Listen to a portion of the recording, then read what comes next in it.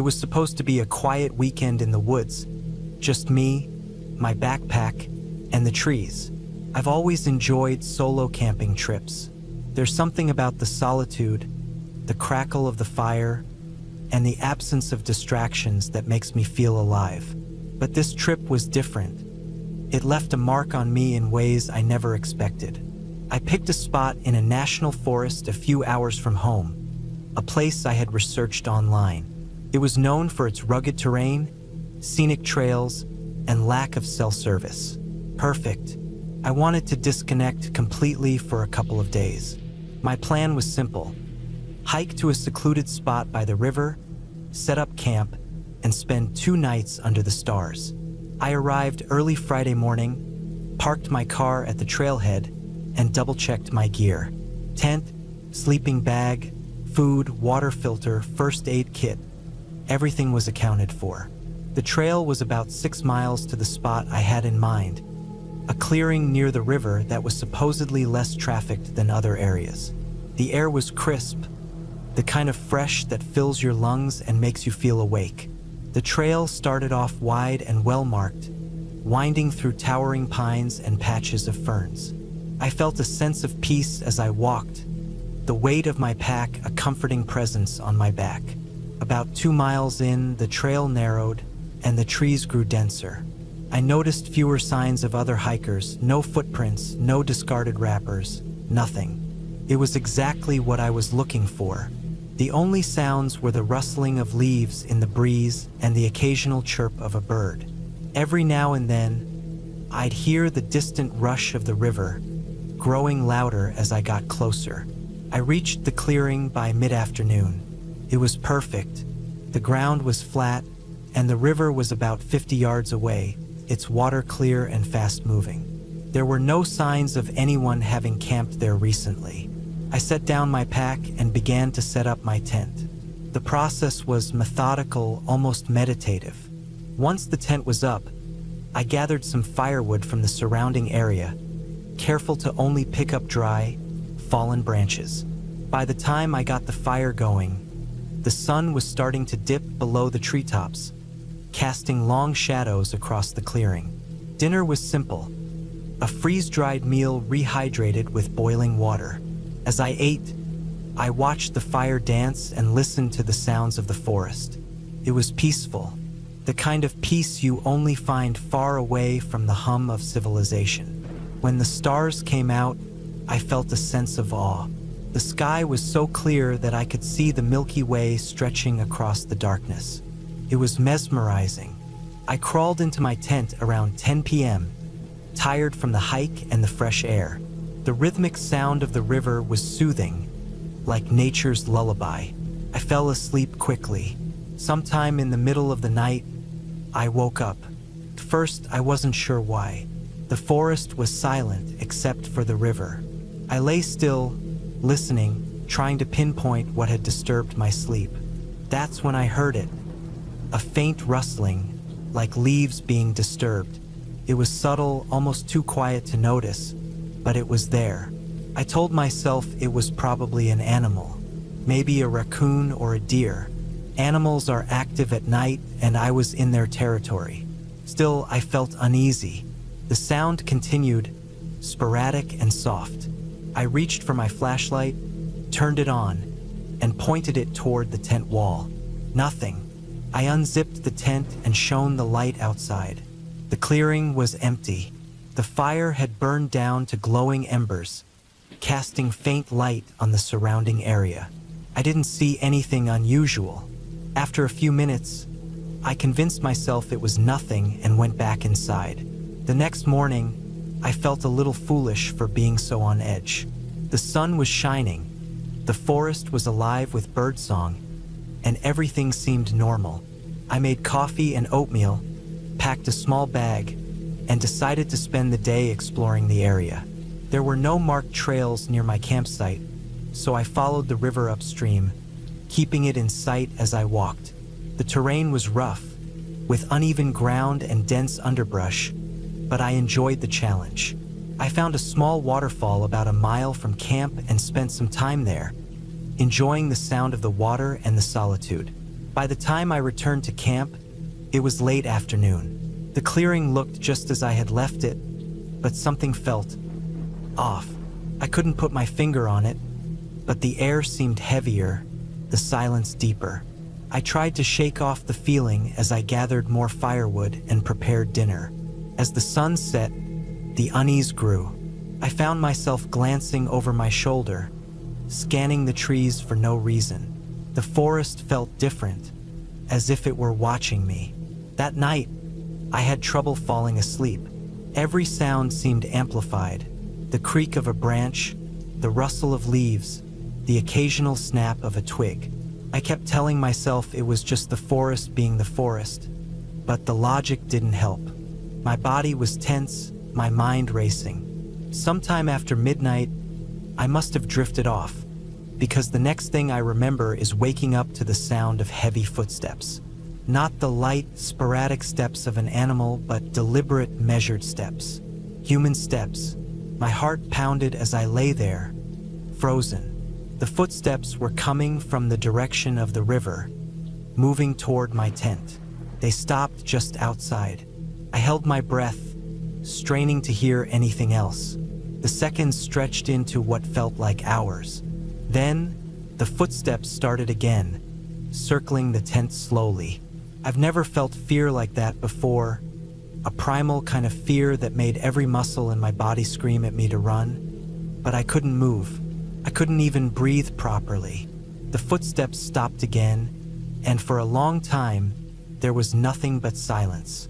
I don't know how long I lay there, waiting, listening. Eventually, exhaustion took over, and I fell into a restless sleep. When I woke up, it was dawn. The first thing I did was check around the campsite. There were no signs of anyone. No footprints, no disturbed ground, nothing. It didn't make sense. I tried to convince myself I had imagined it, that my mind had played tricks on me in the dark. But deep down, I knew that wasn't true. I decided to cut the trip short. I packed up my gear quickly, constantly glancing over my shoulder. The forest, which had felt so welcoming on the first day, now felt oppressive.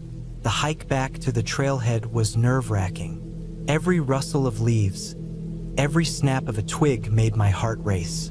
I felt like I was being watched, but every time I stopped to look around, I saw nothing.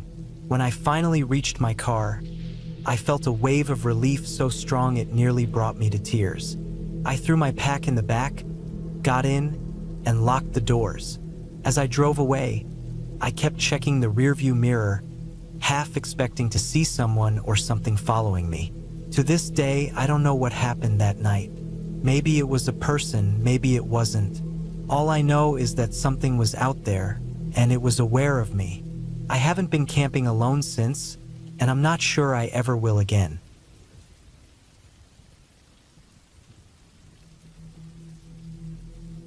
It started as a simple weekend trip. I'd always loved the outdoors, and there was something about camping that let me reset. Just me, a tent, and miles of untouched wilderness. I had taken some time off work, needing a break from the endless grind. A friend had mentioned a remote campsite near the national forest, a place that was supposedly untouched by the crowds that normally swarmed the more popular spots. That's what I wanted. Quiet, isolation, peace.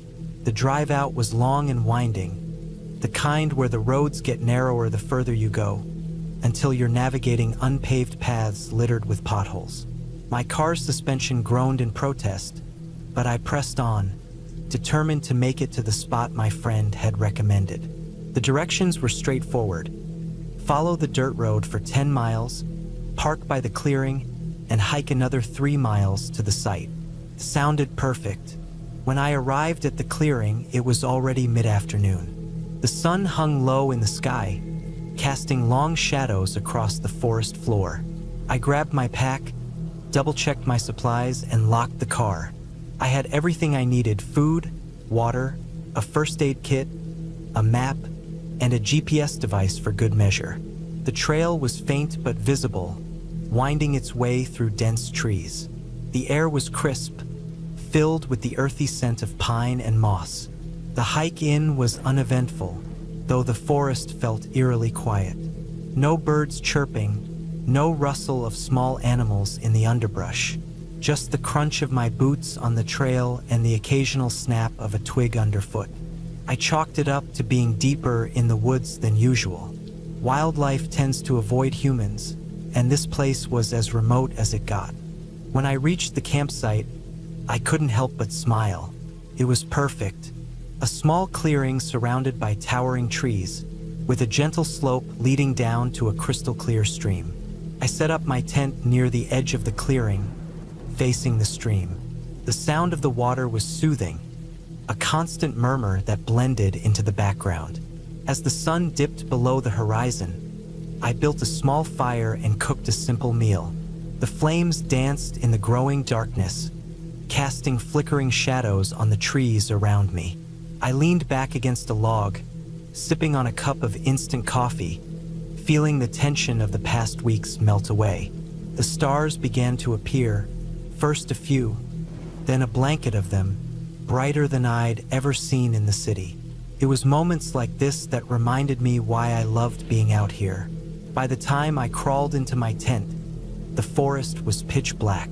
I zipped up the flap, slid into my sleeping bag, and let the rhythmic sound of the stream lull me to sleep. I woke up suddenly, disoriented. My heart was pounding, though I wasn't sure why.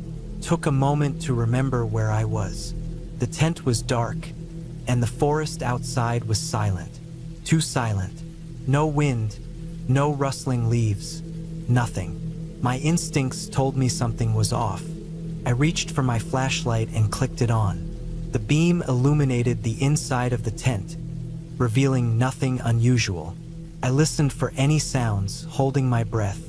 Then I heard it, a faint crunch, like a footstep on dry leaves. It was distant, but unmistakable. My grip tightened on the flashlight as I strained to hear more. Another crunch, closer this time. My mind raced. Could be an animal, I told myself. A deer, maybe a raccoon. But the steps were deliberate, too heavy for a small animal. I felt a chill run down my spine. I debated whether to unzip the tent and look outside. Part of me wanted to ignore it, to stay hidden and hope whatever it was would move on. But another part, the part that valued preparation and caution, urged me to investigate. I grabbed the hunting knife I'd packed and slowly unzipped the tent, just enough to peer out. The forest was still, bathed in the pale light of the moon. Shadows stretched across the ground, but I couldn't see anything unusual. I stepped out cautiously, my flashlight in one hand and the knife in the other. The air was cold against my skin, and every step I took seemed deafeningly loud. I circled the campsite, scanning the area with my flashlight. Nothing. No signs of movement, no glowing eyes reflecting the light.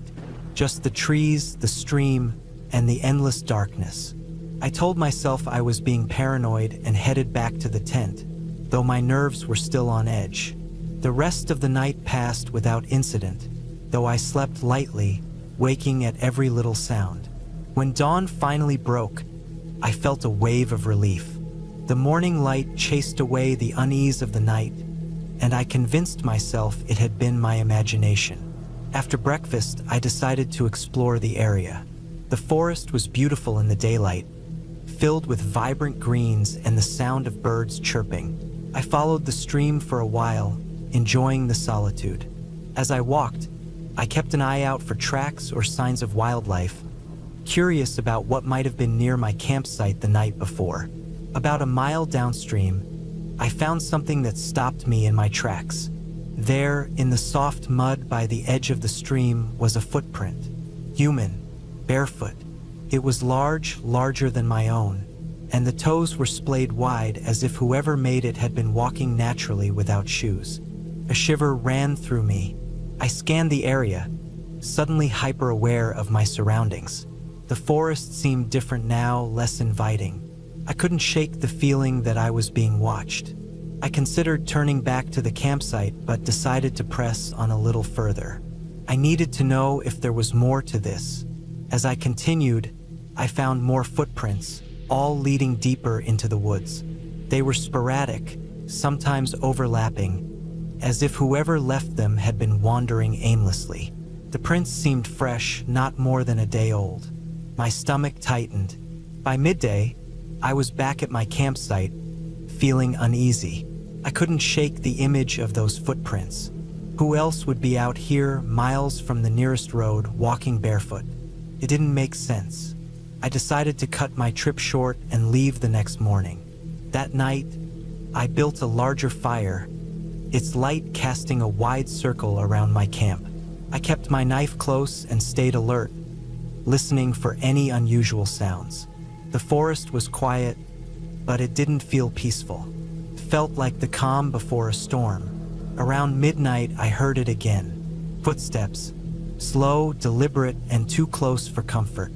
My heart pounded as I grabbed my flashlight and knife. I scanned the darkness beyond the firelight, but saw nothing. The footsteps stopped, and the silence that followed was deafening. I didn't sleep that night. I sat by the fire, knife in hand, waiting for dawn. When the first light of morning broke through the trees, I packed up my gear as quickly as I could. The hike back to my car was nerve-wracking. Every snap of a twig, every rustle of leaves had me on edge. I couldn't shake the feeling that I was being followed. When I finally reached the clearing where my car was parked, I felt a wave of relief. I tossed my pack into the trunk and climbed into the driver's seat, locking the doors behind me. As I started the engine, I caught a glimpse of something in the rearview mirror, a figure partially hidden among the trees watching me. It was too far away to make out any details, but I knew it wasn't an animal. I didn't wait to find out more. I put the car in gear and sped down the dirt road, not stopping until I was miles away. Even then, I couldn't shake the feeling that I was being watched. When I got home, I told myself I'd been paranoid, that the footprints and noises could be explained away. But deep down, I knew better. Someone had been out there watching me, and whoever they were, they hadn't wanted me to know they were there.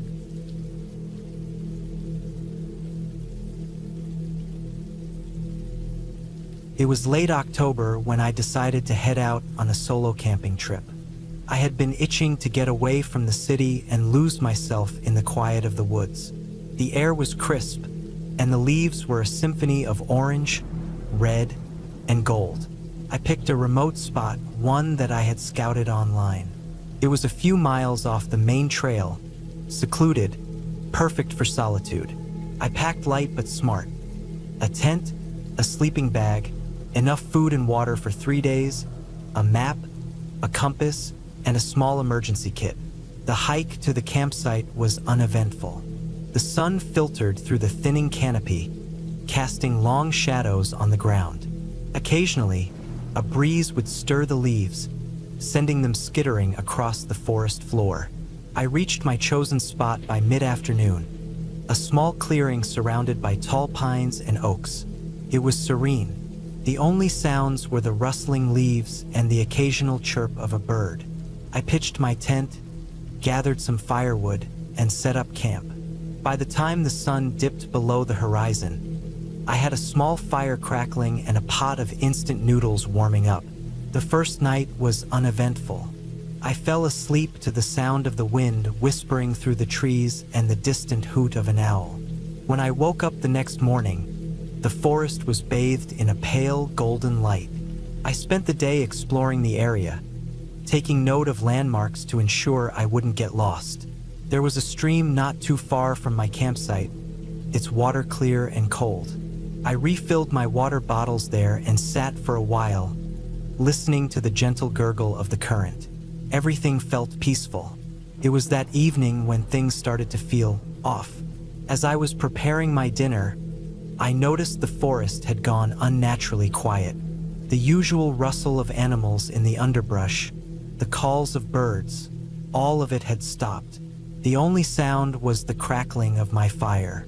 I told myself it was nothing, that maybe I just wasn't paying attention, but I couldn't shake the feeling that something was wrong.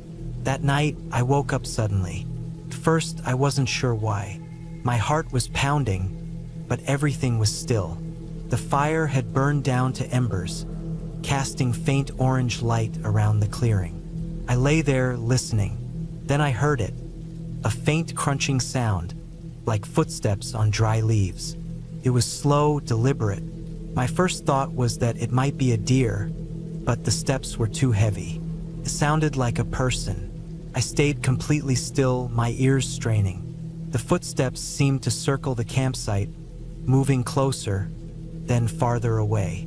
I reached for the flashlight next to my sleeping bag, but I didn't turn it on.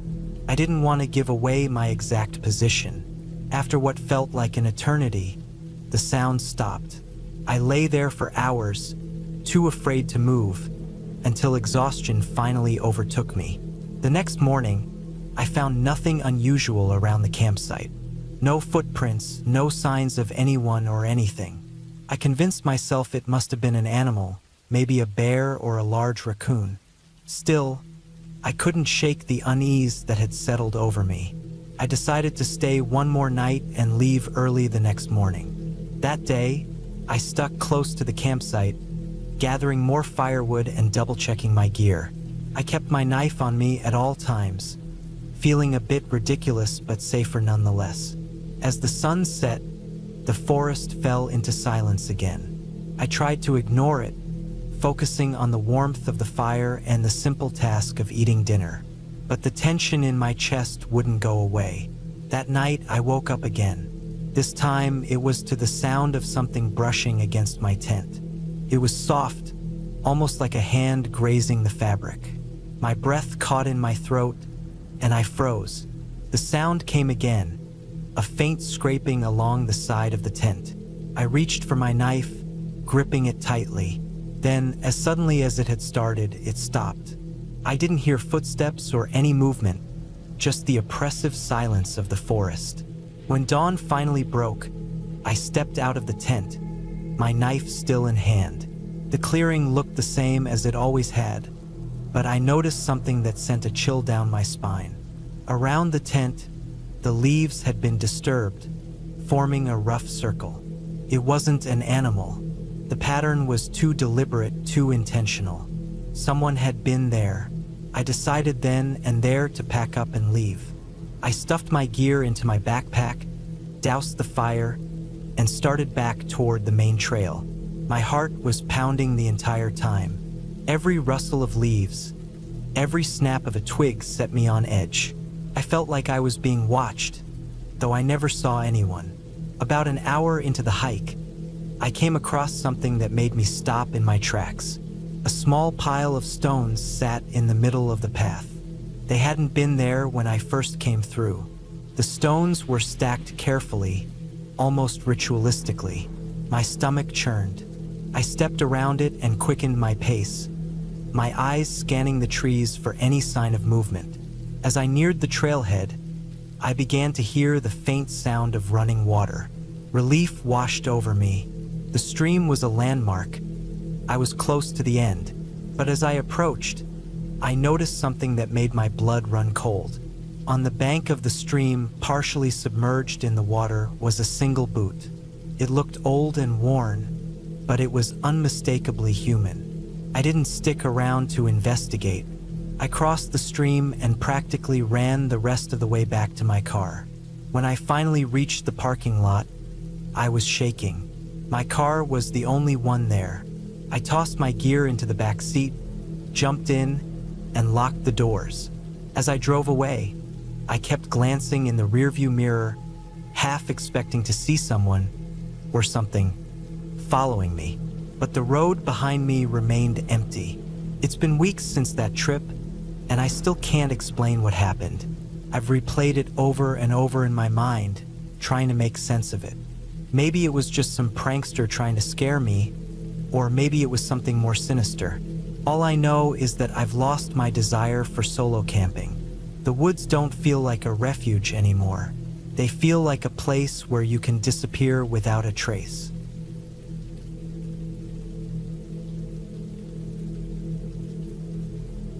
It was supposed to be a peaceful weekend, a much-needed escape from the noise and chaos of city life. I'd planned it meticulously, every detail accounted for. Food, water, camping gear, and the best trails mapped out in the rugged forest I'd read so much about online. I was looking forward to the silence, the kind you can only find deep in nature, where your thoughts don't have to compete with the hum of traffic or the buzz of notifications. Just me, the forest, and the stars. I set out early Saturday morning, driving for hours until the city faded into fields and the fields gave way to dense, towering trees. The parking lot at the trailhead was nearly empty, just one or two other cars, their owners already swallowed by the wilderness. That was exactly what I'd hoped for. I didn't want to see anyone. This trip was about solitude. The trail started easy, winding through clusters of pine and maple, the dirt path soft beneath my boots. The air smelled clean, tinged with pine resin and damp earth. I checked the weather forecast repeatedly in the days leading up to the trip, and it promised clear skies all weekend, perfect for camping. After a few hours of hiking, I reached the spot I'd marked on my map, a small clearing near a creek. The sound of water rushing over rocks was soothing, and the trees here formed a natural barrier, making the area feel secluded. I set up my tent, unpacked my gear, and ate a simple lunch of trail mix and jerky. The rest of the afternoon was spent exploring the area, following the creek upstream and marveling at the way the sunlight filtered through the canopy, casting dappled shadows on the forest floor. By the time the sun began to dip below the horizon, I was back at camp, building a fire. The flames crackled to life, and I sat there, staring into them, letting my mind wander. It felt good to disconnect, to let go of the constant need to be doing something. Here, in the middle of nowhere, there was nothing to do but exist. As darkness settled in, the forest came alive with sounds. Crickets chirped, frogs croaked from the creek, and somewhere in the distance, an owl hooted. I wasn't afraid, not yet.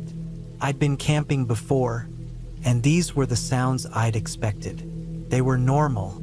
I crawled into my tent around 10 p.m., zipping myself into my sleeping bag. The ground was hard, but I'd brought a foam pad to cushion it. It wasn't exactly comfortable, but it would do. I lay there, listening to the symphony of the night, and eventually drifted off to sleep. I woke up to a sound. At first, I thought it was part of a dream, but as my mind cleared, I realized it was real. Something was moving outside the tent. My heart started pounding, and I lay completely still, straining to hear. The sound was faint but unmistakable, the crunch of leaves underfoot. My first thought was that it might be an animal, a deer maybe, or a raccoon. But the sound wasn't random like an animal foraging. It was deliberate, measured. Footsteps. I'd seen no one on the trail all day. Who would be out here in the middle of the night? My pulse quickened as I considered my options. I had a flashlight, a pocket knife, and a small canister of bear spray.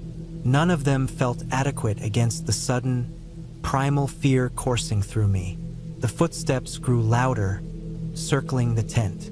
Whoever it was, they weren't trying to be stealthy anymore. I reached for the flashlight, my hand trembling, and clicked it on. The beam of light illuminated the tent's nylon walls, but beyond that, I could see nothing. "Hello!" I finally called out, my voice shaky. The footsteps stopped.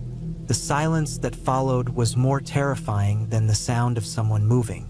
I held my breath, waiting for a response, but none came. After what felt like an eternity, I unzipped the tent slightly and shone the flashlight outside. The clearing was empty as far as I could tell. No movement, no sign of anyone. I stayed awake the rest of the night, sitting upright in my sleeping bag with the bear spray clutched in one hand and the flashlight in the other. Every rustle of leaves or snap of a twig sent my nerves into overdrive. But nothing else happened, and as dawn broke, the fear that had gripped me began to loosen its hold. When the sun was fully up, I stepped out of the tent, scanning the area. There were no footprints around the tent, at least none that I could see. It didn't make sense. I told myself it must have been an animal after all, even if it didn't seem likely. The alternative was too unsettling to dwell on. I considered packing up and heading back to the car, but something stubborn in me refused. I'd come all this way to escape, to find peace, and I wasn't going to let one sleepless night ruin that. I spent the day hiking further along the creek, trying to push the night's events out of my mind. By the time I returned to camp, the sunlight was fading again. I rebuilt the fire, cooked a quick dinner, and sat watching the flames. The woods felt different now, heavier somehow, as if they were watching me. I couldn't shake the feeling that I wasn't alone, even though logic told me I was. That night, I decided to sleep with the bear spray and flashlight within arm's reach. I'd even set up a makeshift alarm system using my mess kit, a few pots and pans balanced precariously on a log near the tent entrance. If anything came close, the clatter would wake me. I don't know how long I'd been asleep when the sound of metal crashing jolted me awake. My heart felt like it was going to explode as I grabbed the flashlight and flicked it on. The pots and pans were scattered on the ground, but no one was there. The clearing was empty, just like the night before. I didn't sleep for the rest of the night. As soon as the sun rose, I packed up my gear and started the hike back to the car. Every step felt like a marathon. My legs heavy with exhaustion and my mind clouded with paranoia. I kept glancing over my shoulder, half expecting to see someone following me. But the trail remained empty.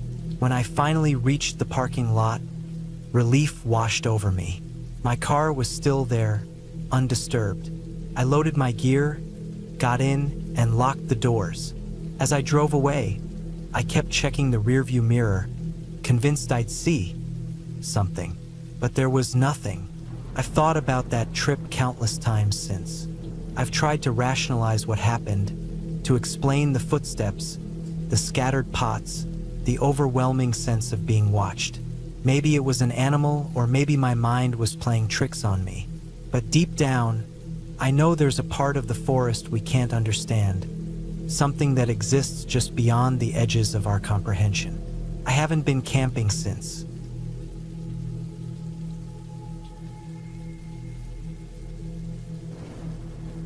The air was thick with the scent of pine trees, the ground beneath my boots soft and damp from the early morning mist.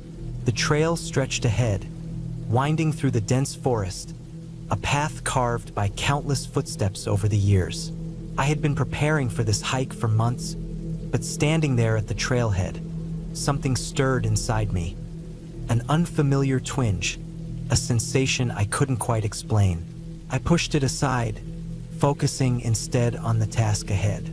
This was my time to reconnect with nature, to get away from the distractions of daily life, and to find some peace of mind. The first few miles were peaceful, with the sunlight filtering through the branches above, casting dappled shadows on the forest floor. Birds flitted between the trees, their calls a pleasant soundtrack to the crunch of leaves beneath my feet. I kept a steady pace, adjusting the straps of my backpack as it shifted slightly with each step. I was used to hiking, but this time felt different. Maybe it was the solitude. Maybe it was the unfamiliarity of the area. I'd hiked in the mountains before, but this trail was new to me. I'd read about it online. The reviews said it was challenging but not overly difficult. Some had claimed it was one of the most beautiful trails they had ever experienced. Others warned of sudden weather changes and tricky terrain. But I was prepared. I had everything I needed. Plenty of water, high-energy snacks, a map, a compass, and my phone, just in case. Nothing to worry about. As I walked deeper into the woods, I noticed how quiet it was. Not the peaceful kind of quiet, but the eerie kind that presses against your ears, making you acutely aware of every sound. Your footsteps, your breathing, the rustle of leaves in the distance. I paused for a moment, listening, but the usual forest sounds seemed muffled, distant, almost as if the woods themselves were holding their breath. The trail began to narrow, the path less clear, the trees thicker and the ground uneven. I was starting to feel the weight of the hike, and the steady rhythm of my steps had turned into more of a march. I stopped to take a sip of water, wiping my brow with the back of my hand. It wasn't particularly hot, but the exertion was starting to get to me. There was no sign of anyone else, no other hikers, no distant voices. I was alone. It was a strange feeling, one I couldn't quite shake. I pushed forward, convincing myself it was all in my head. After all, I had been on my own plenty of times before, and nothing bad had ever happened. But today was different. The trees seemed to crowd in closer, their branches interlocking above me like a canopy that shut out more light with each step. I glanced at the sky, still clear, but the shadows were lengthening. I had made decent time, but I knew I had to be mindful of the daylight. It wasn't long before I reached a clearing. The sun was low in the sky now, casting long shadows across the field of tall grasses that had overtaken much of the space. I stood there for a moment, taking in the view, an untouched patch of wilderness that seemed both serene and intimidating. The wind had picked up, and the rustling of the grass added to the odd, unsettling silence. I checked my map, scanning it to make sure I was still on course. According to the directions, there should be a small creek not far from here. I decided to press on.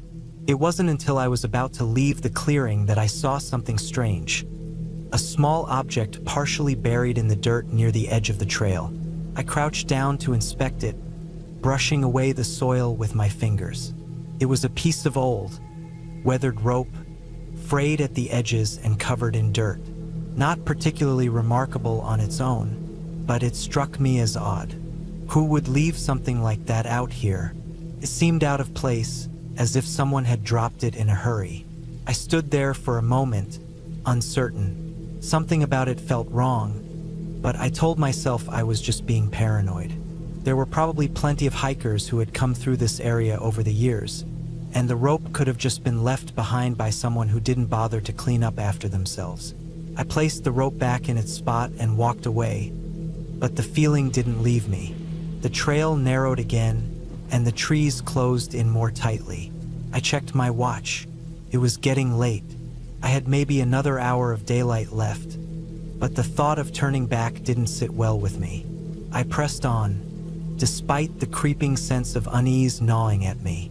I hadn't gone far before I came across another sign of something odd.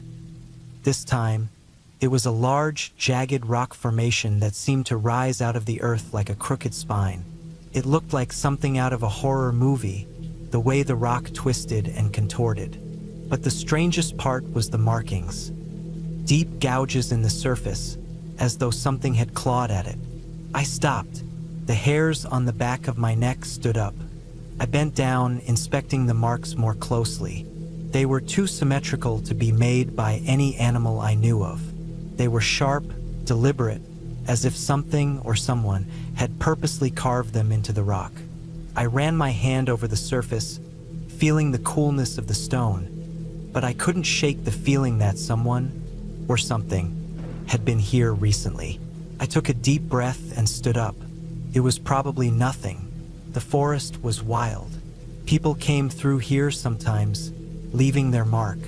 Still, I couldn't deny that the unease had settled deeper into my chest. I kept walking, telling myself that the trail would soon open up, that I was almost there. But as I moved forward, the feeling of being watched only grew stronger. The sounds of the forest had faded entirely now, and the wind had died down. The air felt thick and heavy, and every step I took felt like it was taking me farther from safety. It wasn't long before I realized that something was wrong. The trail had disappeared. It wasn't that it was overgrown. No, it was more like it had been deliberately obscured. The trees had closed in so tightly around me that it was hard to even see where the path had been. I pulled out my map, trying to reorient myself, but the lines blurred in my mind. I turned in a circle, trying to make sense of the situation. I had been careful to stay on course. Had I missed a turn? Had I wandered off the trail without noticing? I retraced my steps, but the forest seemed different now. The trees weren't just surrounding me. They were closing in, blocking out the light, making it harder to breathe. Every sound felt amplified, like the world was holding its breath, waiting for something to happen. I checked my phone.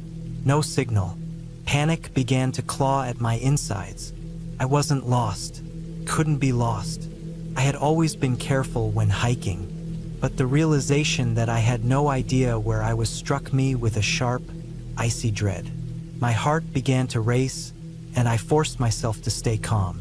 I took a few deep breaths and scanned the area for something familiar. There had to be something, some sign of the trail. I started walking again, trying to keep my bearings, but everything looked the same. Dense trees, thick underbrush, and that unsettling silence. I had no choice but to keep moving, hoping I would find my way back. But the more I walked, the more the landscape seemed to shift around me, like the forest was deliberately confusing me, bending reality in subtle ways. Then, just as the last traces of daylight were slipping away, I saw it, a flicker of movement in the distance. My heart leapt in my chest. Was it another hiker? I squinted through the trees, trying to make out the figure, but it was too far away. My instincts told me to call out, to approach, but something held me back. I didn't know what it was, but a gut feeling told me to stay quiet, to stay still. The figure disappeared just as quickly as it had appeared, vanishing into the shadows. My breath caught in my throat. What the hell was that? I knew I had to get out of the woods, fast. The darkness was creeping in, and I had no idea where I was. But I refused to panic. I had hiked enough to know that keeping a level head was key. I forced myself to focus, one step at a time. I kept moving, eyes scanning the trees, ears straining for any hint of sound. The woods were silent now, but I could feel the tension in the air, like the entire forest was watching, waiting for something to happen. Then, just as I thought I couldn't take it anymore, I saw it. A break in the trees, a sliver of moonlight cutting through the canopy. I moved toward it, faster now, not caring about the noise I was making. And then I broke through. The trees opened up, and I stumbled into a small clearing. It wasn't much, just a patch of grass with a few rocks scattered around. But it was enough. The sky above me was clear, the stars twinkling faintly. I stood there, breathing heavily, trying to calm my racing heart. I had made it. It wasn't until I sat down on a rock, catching my breath, that I realized how close I had come to something truly dangerous. I had no idea what had been out there in the woods, what had been watching me, but I knew one thing for certain. I was never hiking this trail again. And from that moment on, I made a promise to myself that I would never take the woods for granted again. The wilderness, as beautiful as it was, held secrets I wasn't ready to understand. And sometimes the only thing you can do is get out before it's too late. I found my way back to the trailhead by following the stream I had passed earlier, and by the time I reached my car, the night had fully settled in. I didn't look back.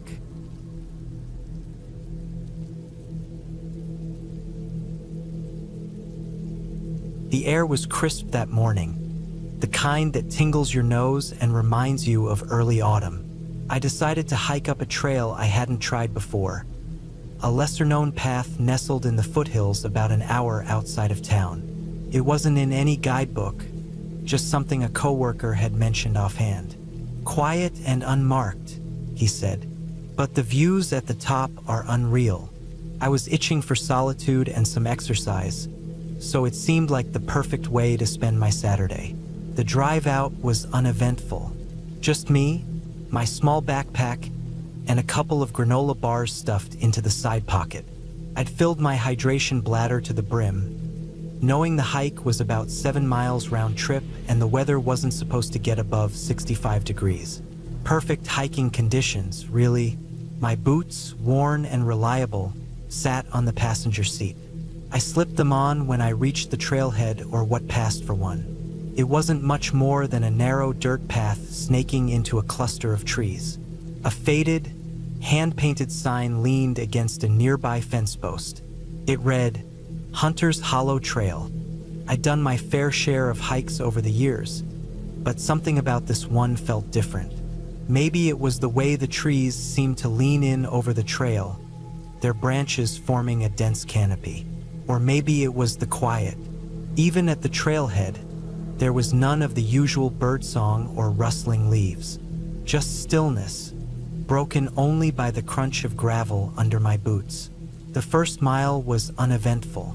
The trail climbed gently, winding through the forest. Sunlight filtered through the leaves in thin, golden beams, and the earthy scent of moss and damp would fill the air. I fell into a rhythm quickly, my boots pressing soft indentations into the dirt. The silence was calming at first, almost meditative, but after a while it began to feel oppressive, like I was walking through a vacuum. By mile 2, the trail had become steeper and rockier. My legs burned pleasantly as I ascended, and I stopped to catch my breath near a small clearing. From there, I could see the valley below, a patchwork of green and brown stretching out toward the horizon. It was beautiful, but the stillness persisted. No wind, no chirping crickets, nothing, just silence. That's when I noticed the footprints. At first, I thought they were mine, but the tread pattern was different. These were flatter, less defined, and much larger. Someone else had been up here recently, though the trail was so overgrown in places that it seemed unlikely. I crouched to get a better look.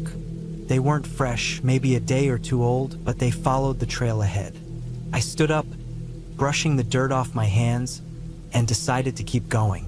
The forest thickened as I climbed higher, the trees crowding closer together. The sunlight that had warmed my back earlier was now reduced to thin, grayish strips that barely illuminated the trail. I felt a prickle at the back of my neck, an awareness of being alone, or maybe not. The rational part of me knew it was probably just the isolation messing with my senses. Still, I couldn't shake the feeling that something was off. Around mile 3, I came across an old campsite. A crumbling fire ring sat in the center, its stones blackened with soot. Nearby, a tattered sleeping bag lay half-buried in leaves. It looked like it had been abandoned for years, but there was no mistaking the signs of human presence. Empty food wrappers, a rusted canteen, and a broken flashlight were scattered around the site. I nudged the sleeping bag with the tip of my boot, and a small cloud of mildew wafted up. Whoever had been here hadn't left in a hurry. They just disappeared. I lingered for a moment, my eyes scanning the surroundings, then pressed on.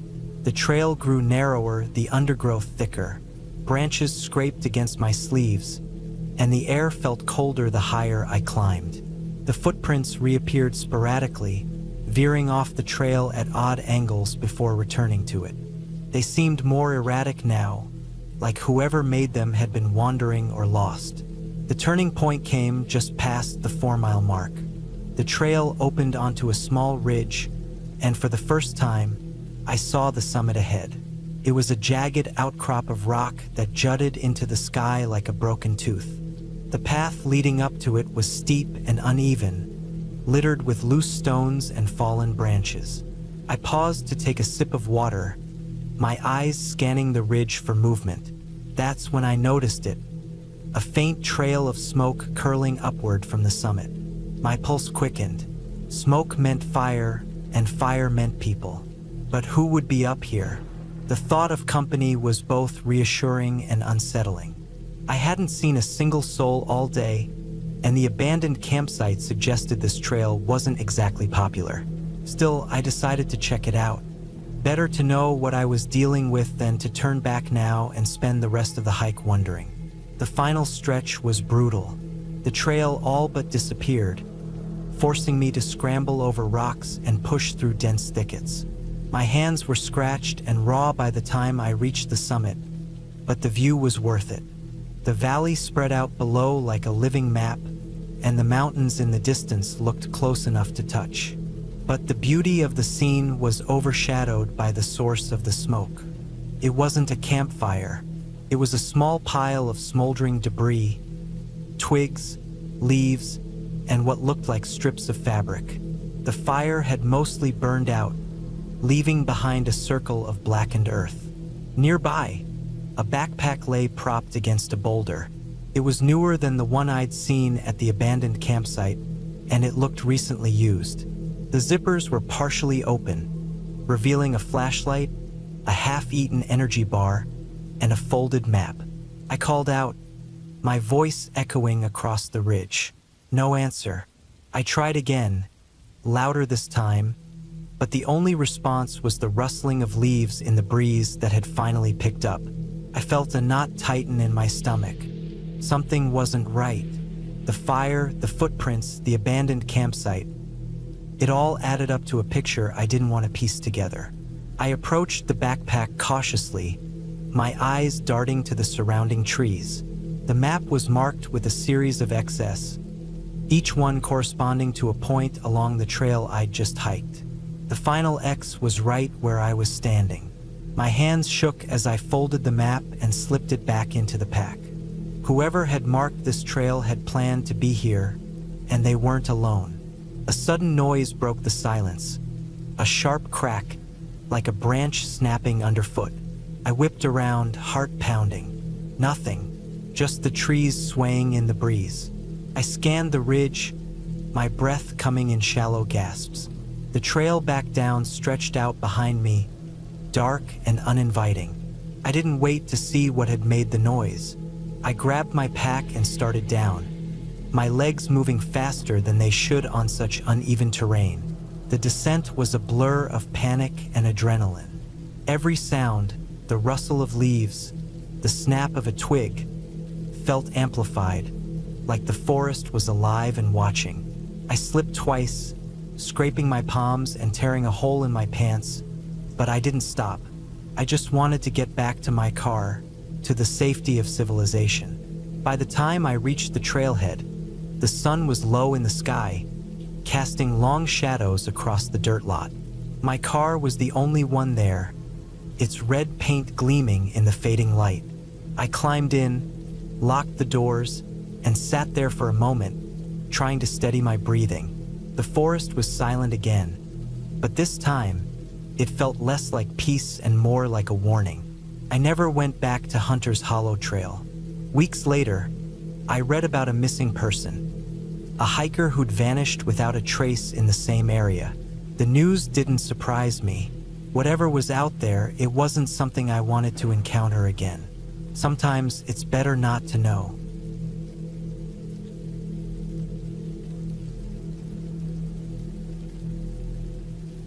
The old cabin stood silently among the trees, shrouded in a dense fog that clung to the ground like a second skin. The air was damp and heavy, thick with the smell of wet pine and earth.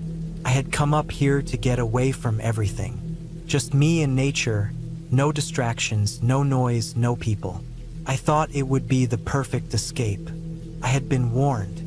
The locals around the small town at the foot of the mountains had given me strange looks when I asked about the cabin. Some had even advised me to reconsider renting it, but I wasn't interested in their superstitions.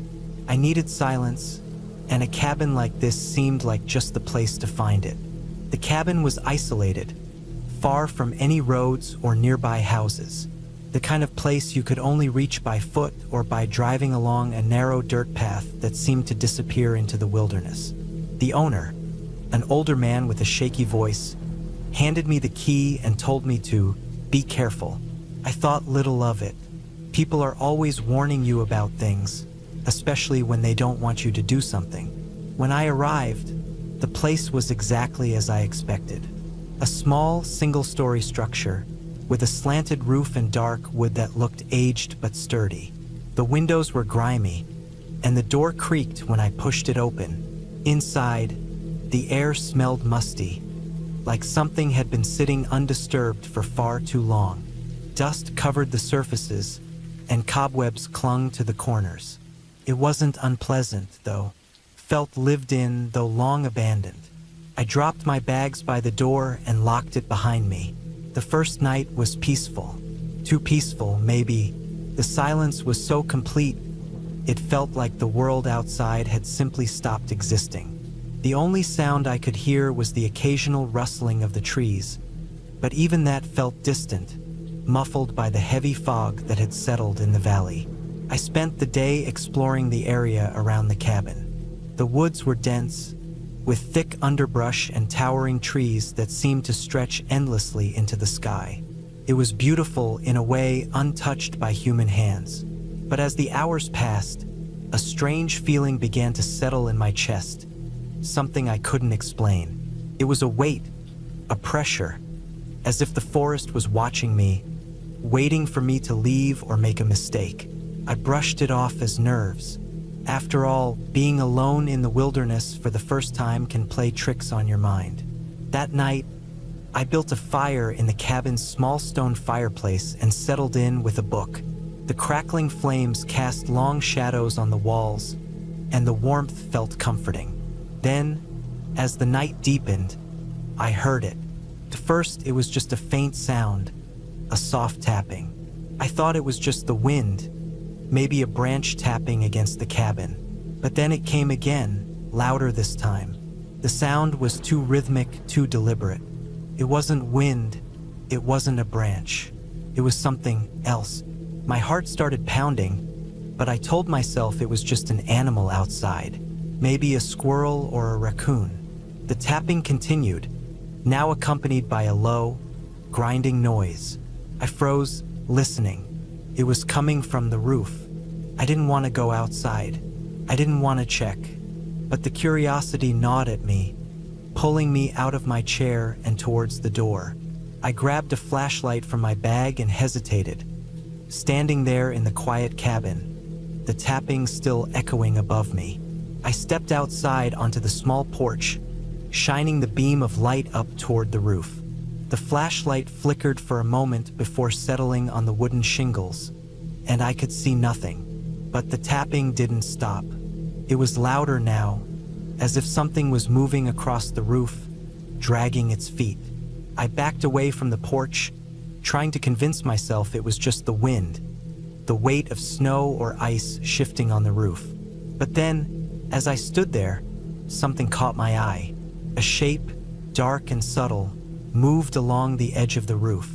A figure, small but distinct, crouched in the shadows, blending with the dark wood.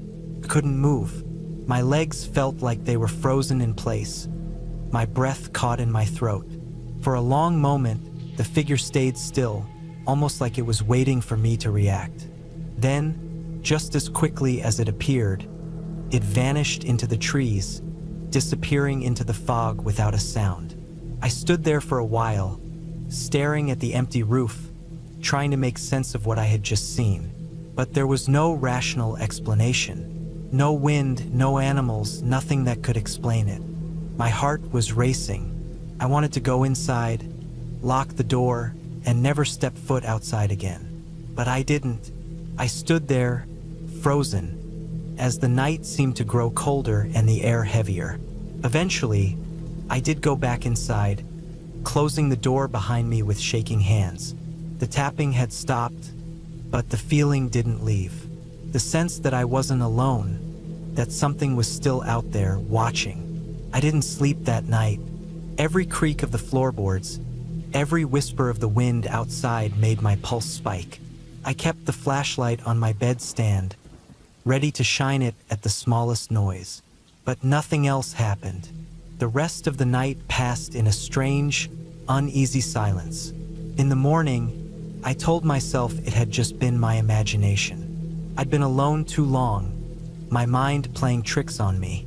I decided to spend the next day exploring further into the woods, hoping to clear my head. I gathered my things, put on my jacket, and stepped outside. The fog had lifted somewhat, and the sun was beginning to peek through the trees. The forest seemed less oppressive, but the unease still lingered. I walked deeper into the woods, away from the cabin, until the trees grew thicker, their trunks twisted and gnarled. The silence was almost deafening, and I couldn't shake the feeling that I was being followed.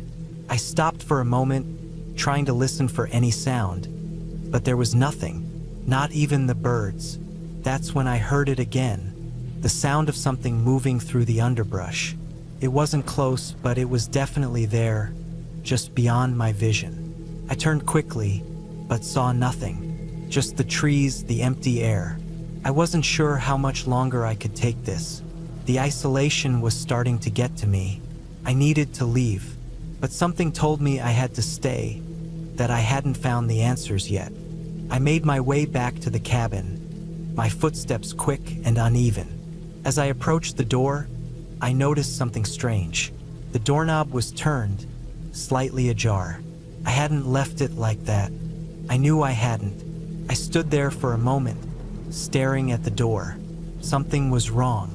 But what? I pushed the door open slowly, my heart in my throat. Inside, everything seemed just as I had left it. The furniture, the fireplace, the shelves filled with old books. But there was a subtle change. The dust on the floor was disturbed, like someone had been walking around. Small footprints led from the door to the corner of the room, where a chair had been moved slightly out of place. I stepped inside, feeling the coldness of the room seep into my bones. I couldn't understand it. No one else had been there, or had they?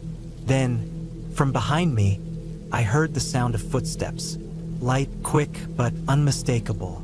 I spun around, my heart racing, but the room was empty. The door was still closed, the cabin still silent. The footsteps stopped. I couldn't take it anymore. I grabbed my things, bolted the door behind me, and ran into the woods. I didn't look back. My legs burned. My breath came in ragged gasps, but I didn't stop. The fog was thick again, and the trees closed in around me, but I didn't care. I just needed to get out.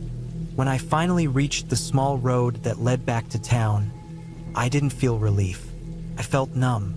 My hands trembled, and my body shook with exhaustion. I didn't stop until I was back in the town, sitting in my car, staring at the road ahead. What had happened in that cabin? What had I seen? What had I heard? The townspeople weren't surprised to see me back early. They simply nodded, their expressions unreadable. The owner of the cabin had left a note for me at the local inn, asking if I'd had a good stay. I never responded. Some things are better left unexplored. I don't know what it was that I felt in that cabin, or who or what had been watching me from the shadows. But I don't need to know, and I don't ever want to go back.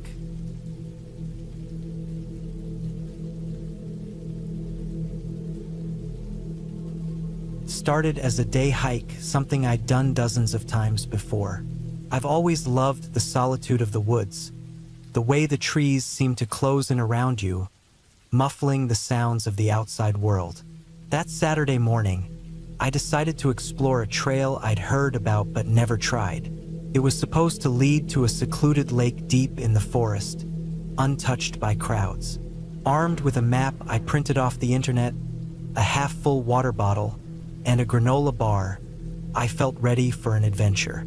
The first few miles were exactly what I had hoped for. Peaceful and quiet, with only the rustle of leaves and the distant chatter of birds keeping me company. The trail was narrow but well-marked, winding through tall pines and oaks, their branches forming a canopy overhead.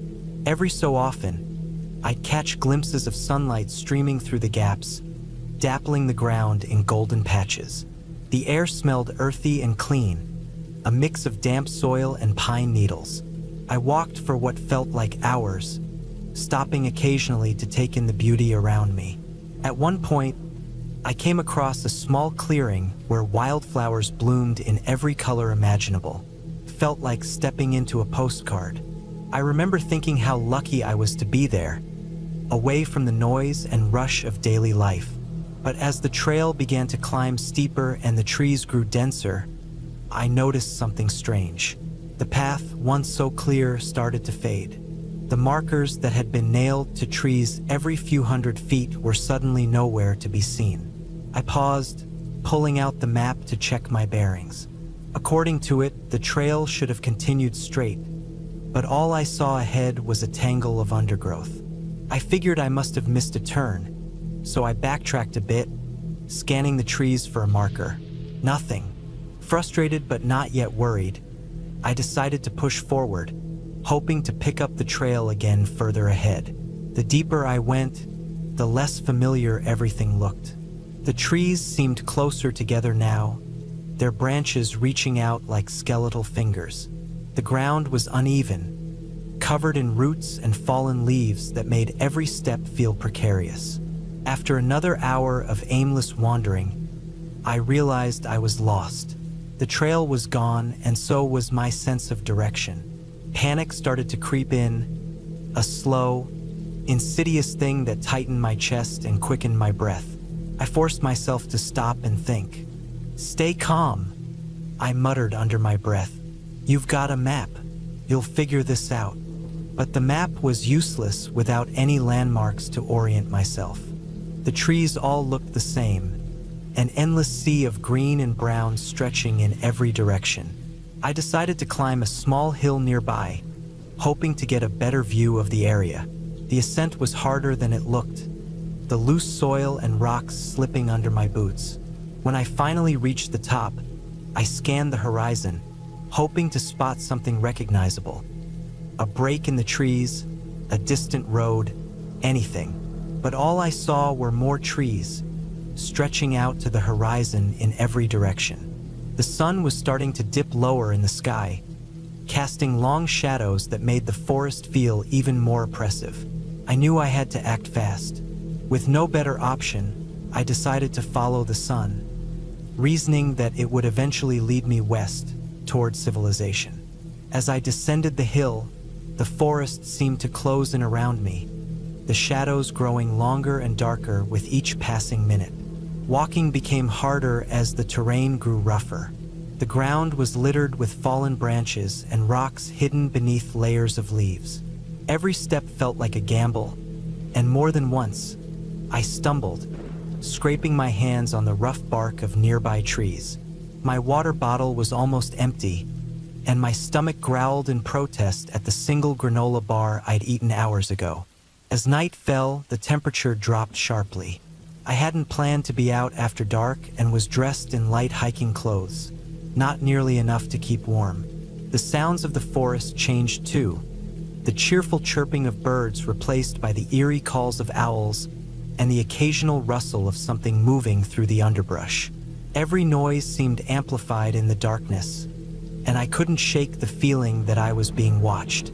I found a spot beneath a large tree where the ground was relatively flat and decided to stop for the night. Sitting with my back against the trunk, I wrapped my arms around my knees, trying to conserve body heat. Sleep was out of the question. Every rustle and crackle in the dark sent a jolt of adrenaline through me. I spent the night shivering and staring into the blackness, counting the hours until dawn. When the first light of morning filtered through the trees, I felt a surge of relief. Exhausted but determined, I set off again, sticking to a steady pace.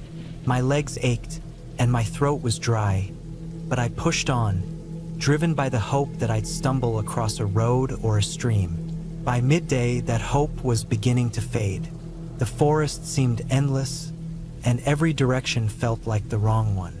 Then, I heard it, a faint, trickling sound that made my heart leap.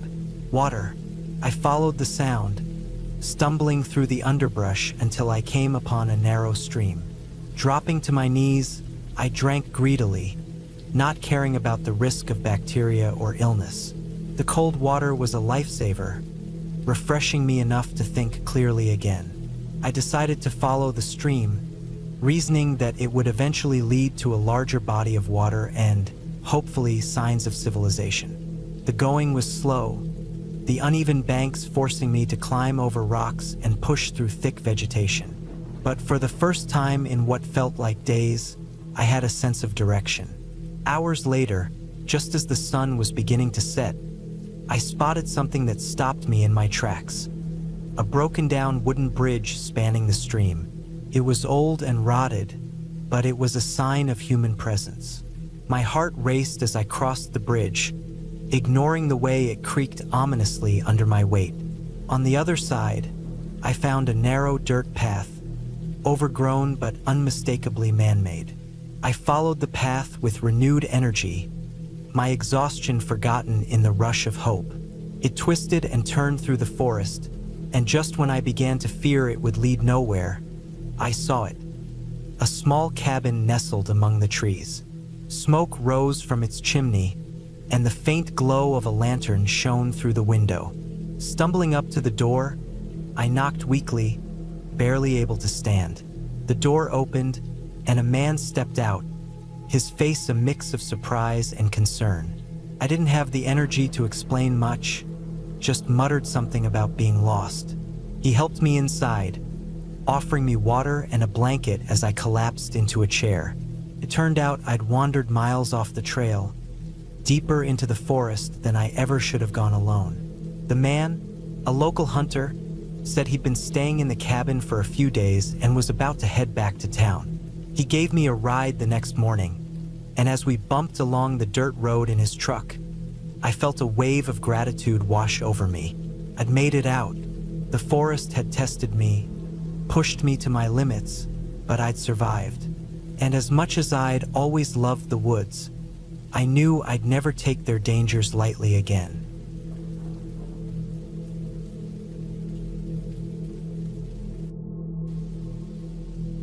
The first sign that something was wrong came on the second night.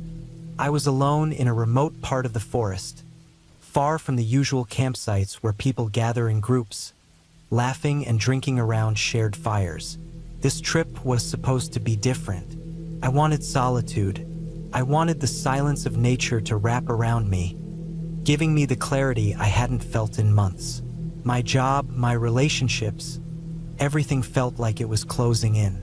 So, I packed my gear, drove 6 hours out to the national forest, and hiked deep into the wilderness until I couldn't hear anything but the occasional rustling of leaves and the distant calls of birds. The first night was uneventful. I pitched my small tent by a stream, cooked a simple meal over my portable stove, and sat by a fire I'd built from collected wood. The sky was a canvas of stars, unpolluted by city lights, and I felt a rare sense of peace. The air was cool, crisp, and filled with the scent of pine. As the fire crackled, I thought about how much I needed this, the quiet, the disconnection. I fell asleep easily that night, lulled by the sounds of the forest. The second day, I explored further into the woods. I'd marked my campsite on a map and carried a GPS just in case. The forest was dense but beautiful, with towering trees that seemed ancient, their bark rough and scarred. I came across a few deer, who froze at the sight of me before darting off into the undergrowth. A hawk circled high above, its sharp cries echoing in the stillness. I felt small but in a good way, as if the world was reminding me of its vastness. By late afternoon, I returned to my campsite, tired but satisfied. I collected more firewood, boiled water from the stream, and prepared another simple meal. As the sun dipped below the horizon, the temperature dropped, and the forest grew darker, the shadows stretching and merging into an inky blackness. The fire was my only source of light, casting flickering patterns on the surrounding trees. That's when I first felt it, a faint unease. At first, I dismissed it as my mind playing tricks on me. After all, I was alone, and solitude can make the imagination run wild. But the feeling persisted. It wasn't fear exactly, more like the sensation of being watched. I told myself it was nothing, just the natural sounds of the forest. The crack of a branch could be a deer or a raccoon. The rustle of leaves could be the wind. Still, I couldn't shake the feeling. When I went to bed that night, the unease followed me. I lay in my sleeping bag, staring at the ceiling of my tent, listening to the sounds outside. The stream gurgled softly, and occasionally, I heard the faint hoot of an owl. But there was something else, too. A faint rustling, irregular and deliberate. It wasn't the wind. It was too controlled, too purposeful. I held my breath, straining to hear more, but the sound stopped as suddenly as it had started. I told myself it was an animal, maybe a fox or a coyote, nothing to worry about, but I kept my knife within reach just in case. The third day started as usual. The unease of the night before seemed silly in the daylight. I chalked it up to my imagination and focused on enjoying the day. I hiked further into the forest, discovering a small waterfall that spilled into a clear pool. The sight was breathtaking, and I spent hours there, sketching the scene in a notebook I'd brought along. When I returned to my campsite that evening, something felt off. At first, I couldn't put my finger on it. My gear was all where I'd left it. The fire pit was undisturbed, but there was a subtle difference, like the energy of the place had shifted. The air felt heavier, the silence deeper. I brushed it off and went about my routine, building a fire and preparing my meal. As the night wore on, the feeling of being watched returned, stronger this time. I kept glancing over my shoulder, scanning the dark trees for movement. The firelight didn't reach far, leaving most of the forest in shadow. I told myself I was being paranoid, but when I crawled into my tent that night, I couldn't shake the feeling that something was out there, just beyond the edge of the light. I woke up suddenly in the middle of the night. At first, I wasn't sure what had startled me. I lay still, listening. The forest was silent, unnaturally so. No wind, no insects, no distant hoots or calls. Just silence. Then I heard it. A faint crunch of leaves, slow and deliberate. It was close, too close. My heart pounded as I reached for my knife. I unzipped the tent just enough to peer out, but the darkness was impenetrable. The fire had burned down to embers, offering little light. The sound stopped. I held my breath, straining to hear. Minutes passed, or maybe it was only seconds. Then, just as I was about to convince myself it was nothing, the sound came again, this time on the other side of the tent. Whatever it was circling me. I gripped the knife tighter, my palms slick with sweat. I didn't sleep for the rest of the night. I sat there, knife in hand, waiting for the first light of dawn. When it finally came, the forest seemed to come alive again. Birds chirped, and the breeze rustled the leaves. But I couldn't shake the sense that something had been out there, watching me. I decided to cut my trip short. As much as I loved the solitude, this was too much.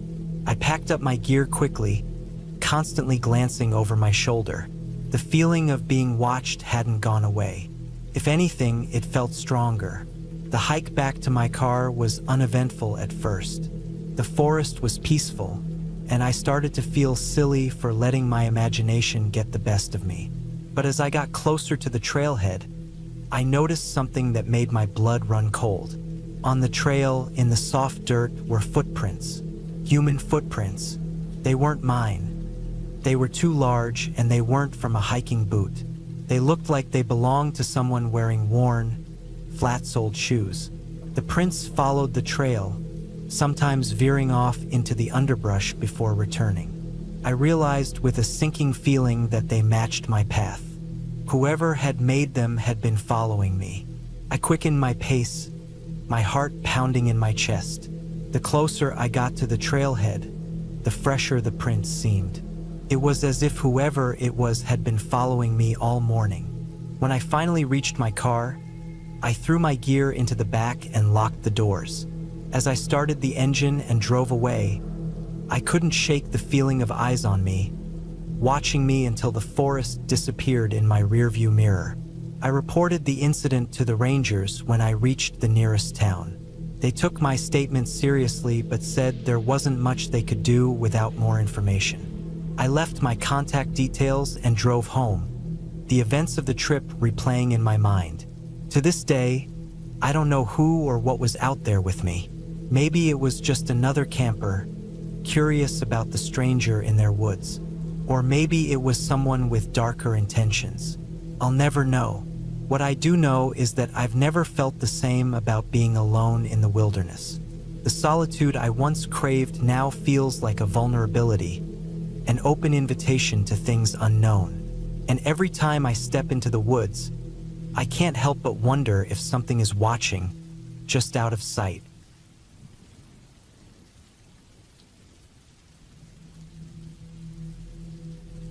It all started as a weekend getaway. The idea was simple: escape the noise of the city, spend a couple of nights in the wilderness, and come back feeling refreshed. I'd done it before and I knew the routine. Pack light but smart, carry enough food and water, and make sure to let someone know where you're going. This time, I picked a remote spot in a national forest about 3 hours from where I lived. It wasn't a well-known camping area, which was part of the appeal. No crowded trails or noisy groups. Just me, the trees, and the sounds of nature. The drive out there was uneventful. I had my gear in the back of my SUV, a playlist of old rock songs keeping me company, and the kind of excitement that comes from knowing you're about to disconnect from everything. The roads got narrower the closer I got to the forest, eventually turning into a dirt path with potholes and overgrown bushes scraping the sides of the car. It wasn't anything I hadn't handled before, but it did remind me how isolated this spot was. By the time I arrived, the sun was dipping low in the sky, painting everything in shades of orange and gold. I found a clearing about half a mile from the main trail.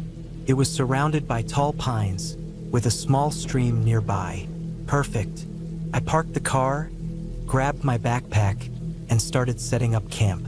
The tent went up smoothly, and I had a small fire going just as the last bit of daylight faded. Dinner was a simple affair.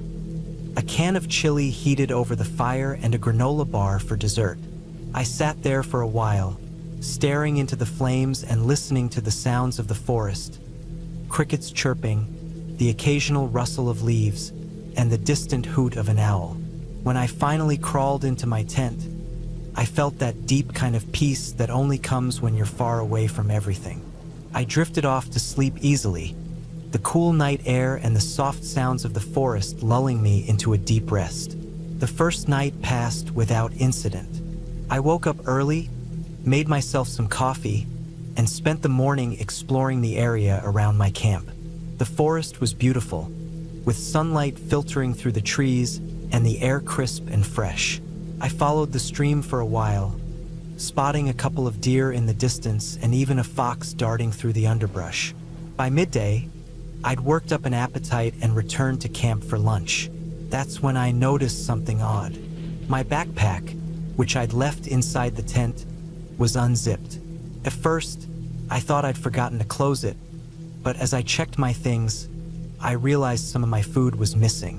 It wasn't much, just a couple of energy bars and a small bag of trail mix, but it was strange. There were no signs of an animal getting into the tent, no rips or claw marks. It looked like someone had carefully unzipped it and taken the food. I shrugged it off. Maybe I'd been careless and left the tent open, and a raccoon or something had snuck in. I zipped everything up tightly this time and went about my day. The afternoon was uneventful. I read a book by the fire, took a short nap, and started preparing dinner as the sun began to set. That night, I had trouble sleeping.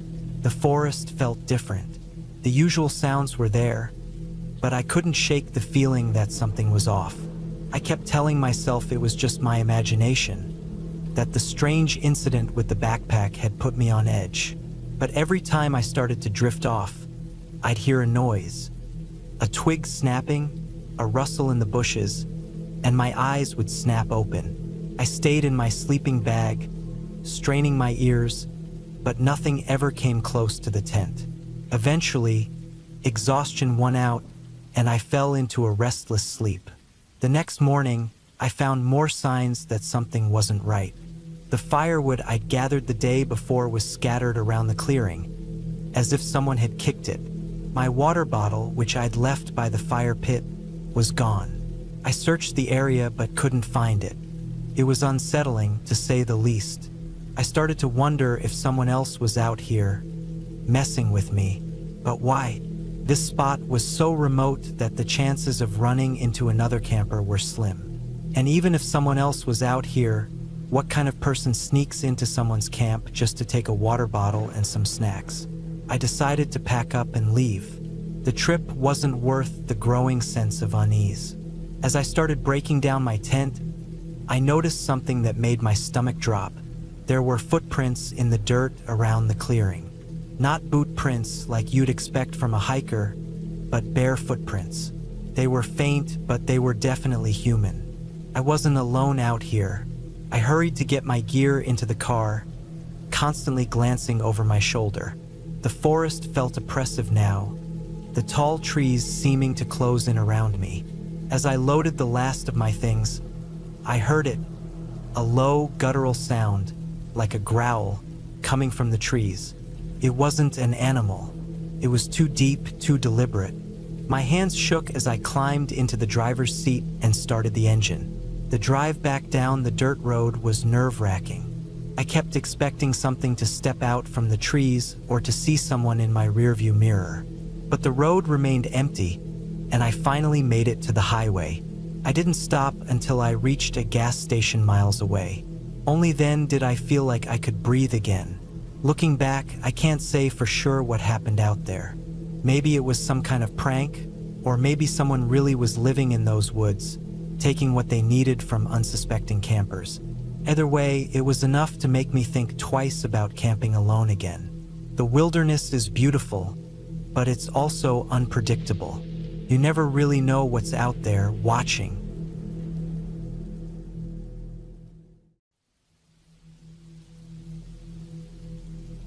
I never thought it would happen to me. I had always been the kind of person who was prepared, who knew how to stay calm in a tough situation. But that morning, I found myself hopelessly lost in the middle of a dense forest. No idea how to get back, and every step I took seemed to make things worse. It started innocently enough. I had decided to take a solo hike in the woods near my cabin. The area wasn't unfamiliar to me. I'd hiked here a few times, enjoyed the solitude, the quiet, but that day something felt different. I wasn't sure if it was the weather, unusually overcast for this time of year, or if it was just the growing feeling that I should have stayed home, but I pushed it aside. I needed the fresh air, the escape. I parked my car near the trailhead and set out around 9 in the morning. The temperature was cool, but comfortable enough with a light jacket. The path was well worn at first, a clear trail marked with yellow blazes on the trees. I felt confident. There was a rustling in the trees above, and I could hear birds calling to each other as I walked along the trail, my boots crunching the dry leaves underfoot. I kept a steady pace, enjoying the peace, the stillness of the woods. I passed the first mile marker, then the second. By now, the trail was winding through thicker trees, and the usual path was becoming less clear. But I had my map and compass, so I wasn't too worried. I'd hiked in areas where the trail wasn't as defined. I had learned to rely on my instincts and keep my bearings. But as I glanced at the map, something seemed off. I couldn't quite place it, but I felt like I'd missed a turn somewhere. The markers on the trees had become sparse, and the path didn't seem to match up with what I remembered. Still, I pressed on. Another hour passed, and the atmosphere had shifted. The light filtering through the trees had dimmed, and the once lively sounds of birds and insects seemed to have faded into silence. My surroundings felt heavier, like the air itself was thickening. My stomach knotted as I tried to follow the path, but every way I looked seemed to blur into an endless sea of trees. I pulled out my compass again. It didn't seem to be helping much, nothing felt right. I took a deep breath and retraced my steps, trying to find a sign of the trail I might have missed. I had a nagging feeling in the back of my mind, something that told me I had wandered too far off course. After another half hour of walking, it became clear I wasn't just a little lost. I was completely off track. Panic set in, but I fought it back. I knew that wasn't going to help me. I needed to stay calm, think logically. I pulled out the map again, but it didn't make sense. The landmarks I was looking for weren't matching up with what I saw around me. The dense forest had started to feel like a maze. I'd been hiking for hours now, and every direction I turned felt the same. The woods stretched endlessly, trees and underbrush, the occasional rock or fallen log. Nothing else. I checked my phone, no signal. The battery was still half full, but that wasn't going to help me without a signal. I was on my own. The afternoon sun was beginning to dip, casting long shadows through the trees. My anxiety spiked. I hadn't planned to be out here this long. I thought about making camp for the night, but I couldn't stop the creeping worry that something would go wrong if I didn't find my way out soon. I forced myself to stop and think. In situations like this, I knew the key was to make slow, deliberate decisions. But my heart was racing, and the thought of being stuck here overnight was too much to handle. The longer I stayed out here, the harder it would be to get back. I decided to keep walking in the direction I thought I'd come from. I wasn't sure anymore if I was retracing my steps or walking deeper into the wilderness. But I had to try. Hours passed. The forest felt even more alien now. The shadows were longer, and the temperature was dropping rapidly. I pulled my jacket tighter around me, trying to stave off the chill that was settling in my bones. My mind started to wander. I thought about the things I'd left behind: my car, the cabin, the warmth of my bed. I regretted not telling anyone where I was going. I regretted not staying on the well-marked trail. But regret didn't do much for me now. Nightfall came quickly. The forest, once beautiful and tranquil, had become a hostile place. The sounds of the day had given way to eerie silence, broken only by the occasional snap of a twig underfoot or the rustle of leaves. Every time I thought I saw movement in the corner of my eye, I spun around, only to find nothing. It felt like the trees themselves were closing in on me, like the forest was swallowing me whole. I stumbled across a small clearing and took a deep breath, trying to steady myself. I was so tired. My legs ached, my stomach growled, and my thoughts were becoming muddled. I knew I needed to make a decision. Either I built a shelter and waited for daylight, or I kept moving. I didn't know which was the better choice, but I decided to press on. Just as I started to walk again, I saw a faint light in the distance. It wasn't bright, but it was unmistakable. A soft, warm glow flickered like a campfire. I felt a wave of relief wash over me. Someone was out here. I pushed myself toward the light, faster than I should have. My heart was pounding now, the exhaustion almost unbearable, but the thought of human contact gave me new strength. The light grew larger as I got closer, until I could see the outlines of a campfire through the trees. When I finally reached the clearing, I stopped short. The campfire was real, but the scene before me wasn't what I expected. A man sat by the fire, hunched over, his back to me. The fire crackled, sending out bursts of warmth, but the man didn't move. I called out, but he didn't respond. I took a cautious step forward, but something made me hesitate. The firelight cast strange, flickering shadows on the trees, and it wasn't until I got closer that I saw what was wrong. The man wasn't alone. Around the fire were several packs, some open and spilling with supplies. But as I stepped closer, I noticed something that froze me in my tracks. The ground around the fire was marked with deep grooves, like something had been dragged through the dirt. I turned to leave, but my legs were stiff, my feet unwilling to move. A loud crack of a branch snapped through the silence, and I spun around. The man was still sitting by the fire, his back turned, but now I saw something else. A figure behind him, in the shadows, watching me. My breath caught in my throat, and I forced my legs to move, backing away slowly. My mind raced. I wasn't alone out here.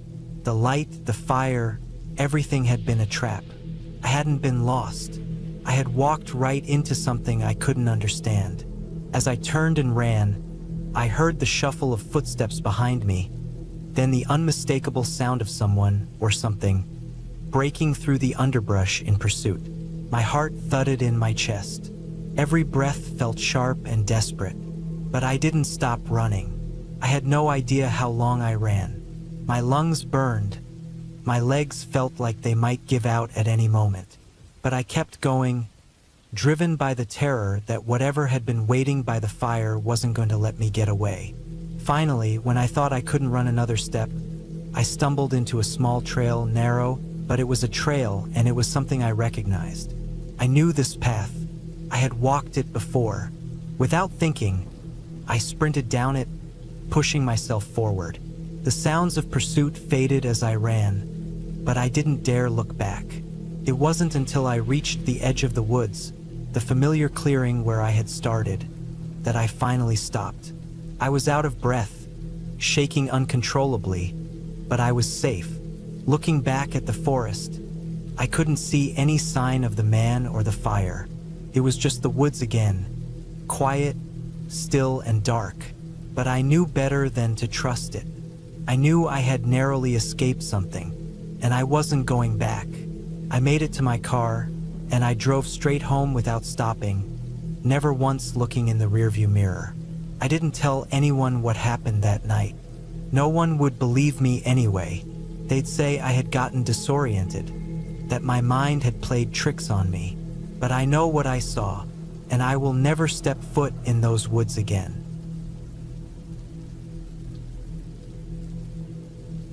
The day had started like any other. The sun was rising lazily over the hills, casting a soft golden light through the trees. I had been meaning to hike these woods for a while. They weren't too far from where I lived, just a quiet patch of nature with trails that went deep into the forest.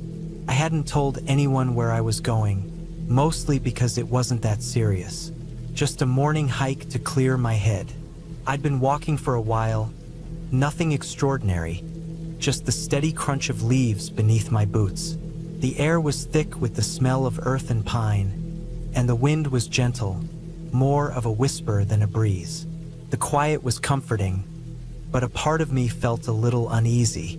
The woods felt different today, though I couldn't put my finger on why.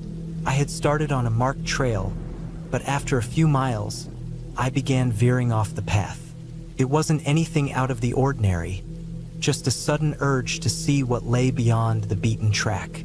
The trees were thick and the light dimmed under their canopy, but it wasn't uncomfortable. I wasn't lost, not yet. I figured I could always retrace my steps if I needed to. The first sign that something was wrong came when I realized I hadn't seen a trail marker in what felt like ages. I stopped and glanced around. Nothing. No sign of a trail, no markers on the trees, nothing to suggest I was going the right way. For a moment, I considered turning back, but I shrugged it off. There were enough landmarks, big rocks, fallen trees, that I could navigate without the markers. But then, it happened again. The trees seemed to change. It was subtle at first. The pine trees I had been walking through were replaced by something darker, taller. Oaks, I think. Their gnarled branches twisted against the sky, casting odd shadows on the forest floor. The air felt colder too, and I suddenly realized I hadn't seen a single animal since I'd gone off the trail. No birds, no squirrels, not even the rustle of insects. My stomach tightened, and a small knot formed in my chest. I pulled out my phone, but there was no service. Not surprising. The signal was usually weak in these parts, but I usually didn't need it. I'd gotten used to being out here alone, enjoying the silence. But today felt different. I pressed forward, telling myself it was just my imagination. The woods had a way of doing that, playing tricks on you. After what felt like another hour of walking, the landscape didn't look familiar. The trees were closing in on me, and the path had completely disappeared. I looked around, trying to get my bearings, but nothing seemed right. There were no distinguishing features anymore. No rocks or fallen logs to mark where I had been. Just the endless stretch of the same dense trees. That's when the panic set in. I'd been walking for a long time now, and I wasn't sure where I was. The woods had turned darker, and the feeling of isolation hit me full force. The silence was suffocating. It wasn't peaceful anymore. It was oppressive, as if the woods were closing in on me. I tried retracing my steps, but the trees all looked the same. I started walking faster, trying to calm my breath, trying to think logically. This wasn't the first time I had been lost. I had gotten turned around in the woods before, but I'd always found my way out. Always. The hours slipped by, and the sun began to dip lower in the sky. The woods felt colder, and I realized I should have packed more for the hike. No jacket, no flashlight. Just me, my phone, and a bottle of water that was now half empty. The idea of nightfall in the woods was starting to frighten me, but I didn't want to admit it. I just had to find a way out. I kept walking, faster now, each footstep seeming louder than the last, echoing in the emptiness. There was nothing but the sound of my own breath and the occasional crunch of leaves beneath my feet. Every now and then, I would stop, hoping to hear something, anything, something that would tell me I wasn't alone. But it never came. I stumbled over a rock, cursing under my breath. My ankle throbbed, and for a moment, I just sat on the ground, clutching it. My phone was still useless, the battery slowly draining. I tried again to make a call, but it was pointless. I had no idea how long I had been out here by the time I heard the sound. It was faint at first, barely noticeable, but it grew louder. A crackling sound, like twigs snapping underfoot. It wasn't an animal, though. No animal moved like that. The sound was too deliberate, too human. My heart skipped a beat. I froze, listening, my breath catching in my throat. The cracking of branches stopped, but I was sure I wasn't alone anymore. I looked around, but there was nothing, just the darkened forest. I wanted to scream, but I held it in. My brain was telling me to move, to run, to get away, but I couldn't seem to make my legs cooperate. Then, as suddenly as the noise had appeared, it was gone. For a few moments, all I could hear was the sound of my own breathing. The silence felt heavier now. The woods weren't just silent. They were watching me. I stood up, my ankle still throbbing, and began walking again. This time, I made sure to keep my eyes open for any sign of civilization. A road, a building, anything that could lead me back. The fear was growing now, spreading like cold fingers down my spine. The trees around me seemed to close in tighter, blocking the path ahead. And then, finally, through the underbrush, I spotted something. A break in the trees, a small clearing. I rushed toward it, my pulse quickening. As I got closer, I could see it was just a small patch of land, no more than 20 feet wide. But in the center, there was something that made my heart skip. A cabin. It wasn't much. A rundown little shack with a sagging roof and peeling paint. But it was a cabin, and that meant people. That meant help. I approached cautiously, my legs unsteady beneath me. I reached for the door, hesitating for just a moment. It creaked as I pushed it open, and I stepped inside. The air was musty, filled with the scent of old wood and dust. But it was safe. I was safe. I didn't know who had left this cabin here or why, but at that moment I didn't care. I locked the door behind me and sat down on the cold, dusty floor. My head was spinning, my breath shallow. I closed my eyes for just a moment, and when I opened them again, the light was fading outside. But I was no longer afraid. The cabin had given me something the woods couldn't, a sense of safety. I sat there for hours, just breathing. Eventually, the thought struck me. I was going to make it out of here, and it was going to be okay. Tomorrow, I would find my way back, find the trail. I would tell people about the woods, about the odd feeling, about the strange sounds. But none of that mattered right now, because for the first time all day, I felt calm. I was no longer lost.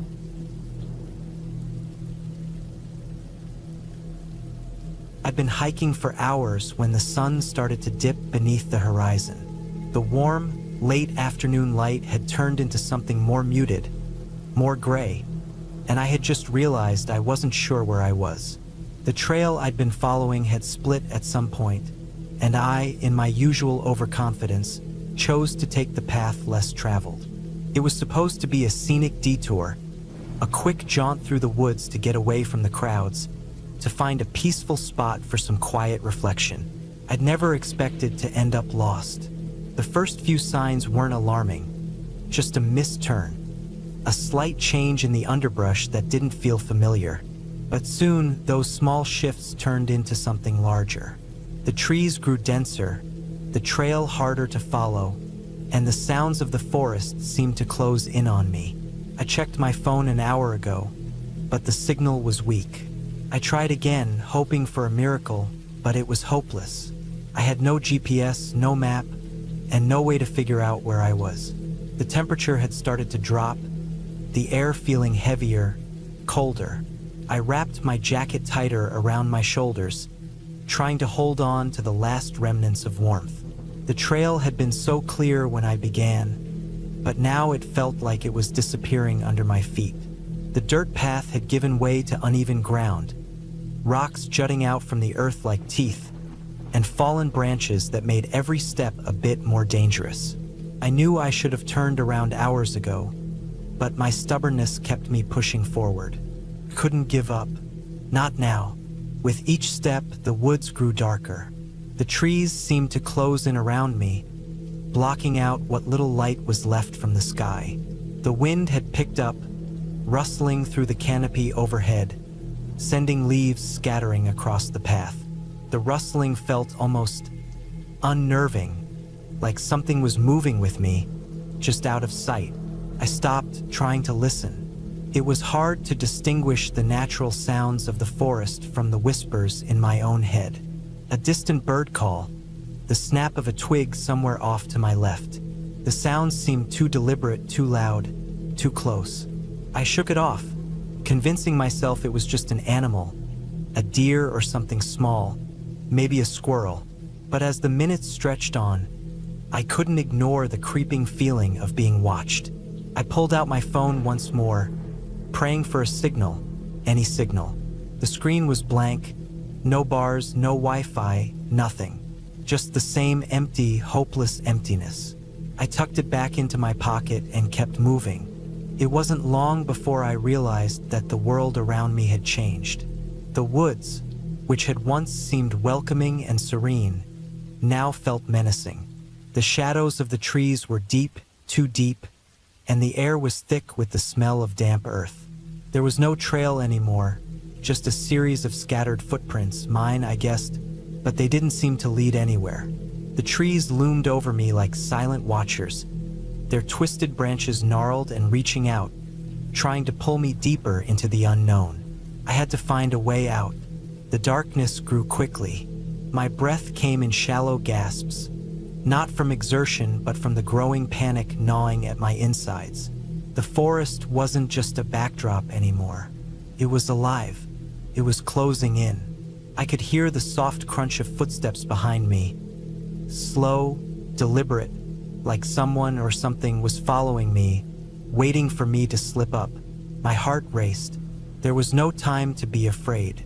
I pushed forward, scanning the ground for some sign of a path, a marker, anything to tell me where I was. But there was nothing.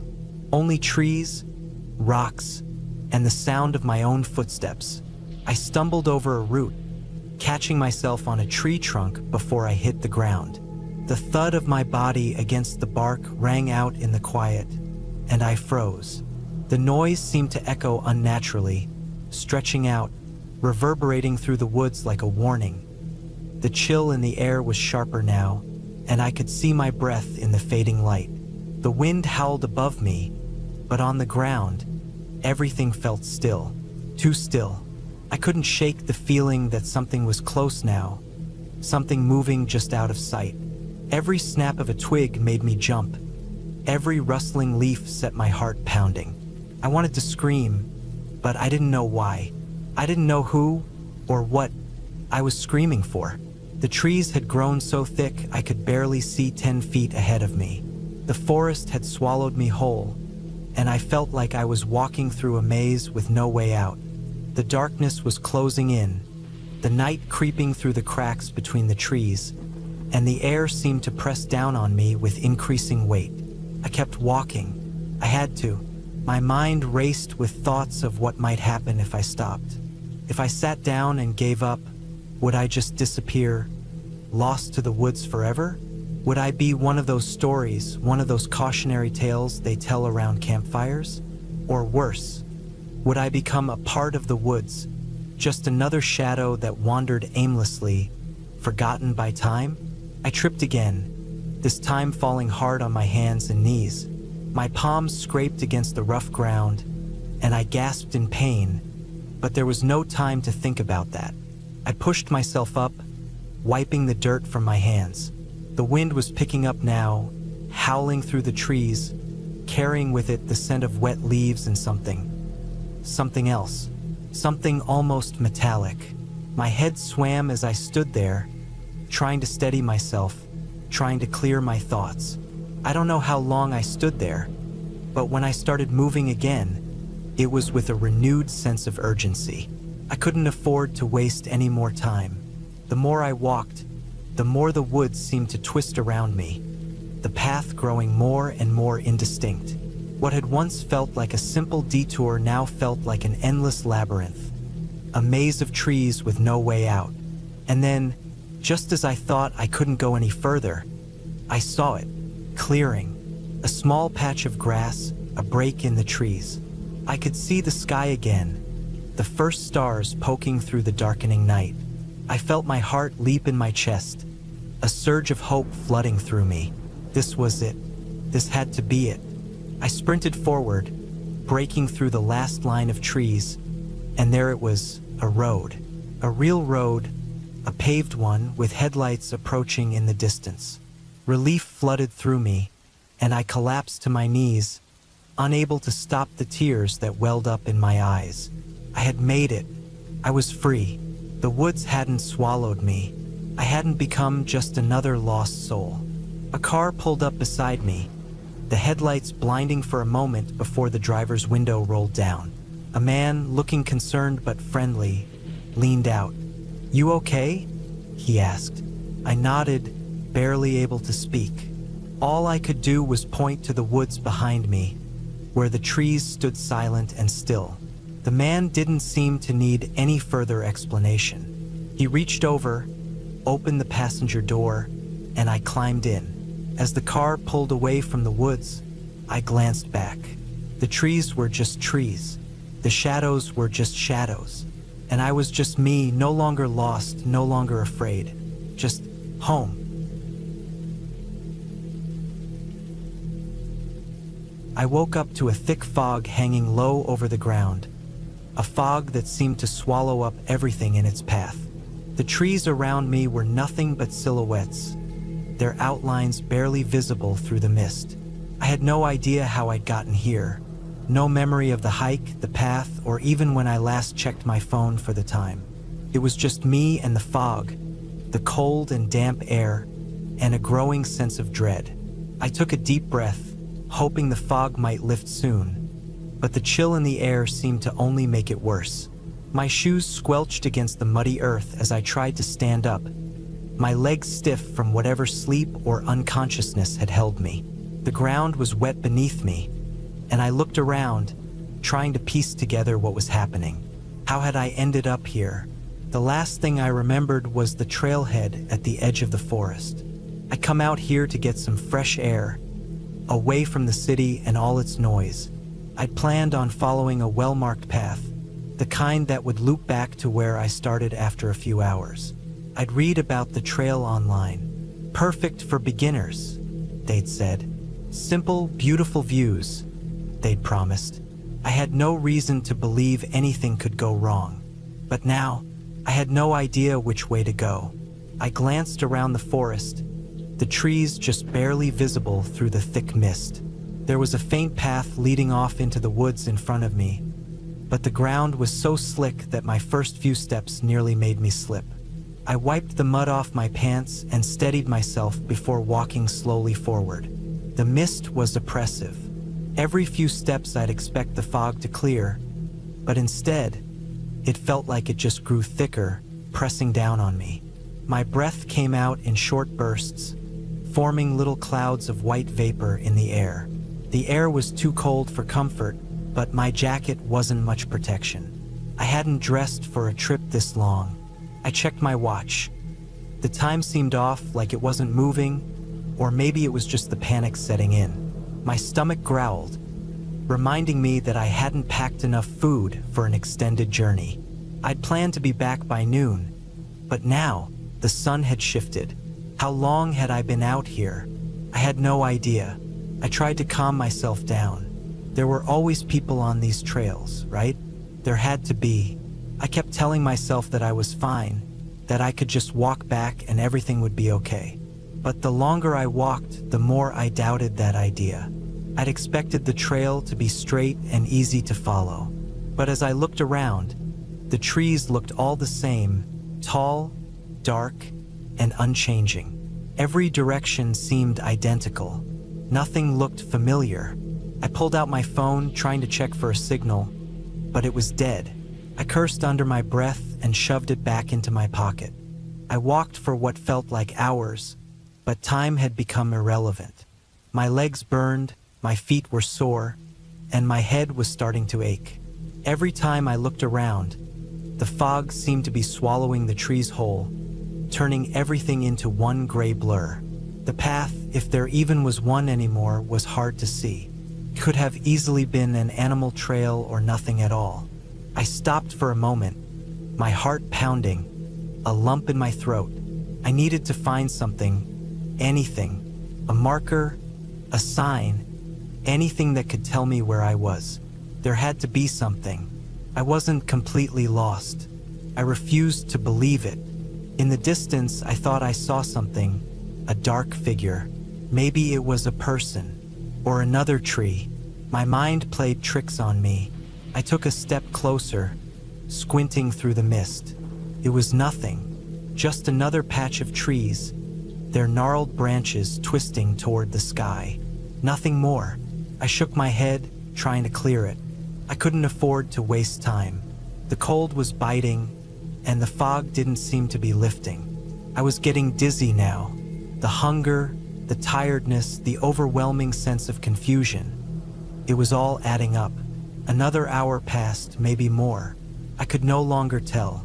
The daylight was dimming, the thick fog making it impossible to gauge how much time had passed. The trees around me seemed to close in, and I could feel the weight of the woods pressing against me. My legs were giving out, my muscles weak and trembling. I found myself leaning against a tree for support, my breath coming fast and shallow. There was no clear path ahead, no sign of civilization. I thought of my family, of my friends, of how this could turn into a nightmare if I didn't find a way out. They wouldn't even know where to start looking for me. Then, just as panic began to rise in my chest, I saw it. A small clearing ahead. There were fewer trees, and I could see a little light breaking through the fog. For the first time in hours, I felt a glimmer of hope. I pushed forward, each step feeling heavier than the last, but I couldn't stop now. I had to get out. I needed to get out. I stumbled into the clearing and stopped dead in my tracks. There, in the middle of the open space, was a small wooden structure. Cabin of sorts. It wasn't much, just a small shack, its wood weathered and covered in patches of moss.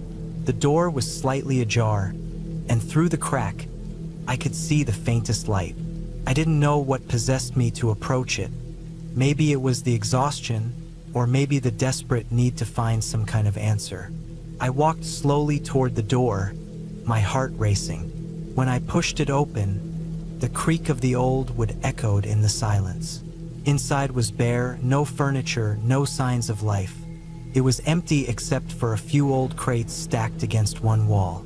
It wasn't a home, not in the traditional sense, but it was shelter. And at that moment, shelter was all I cared about. I sat down against the wall, my legs too tired to support me any longer.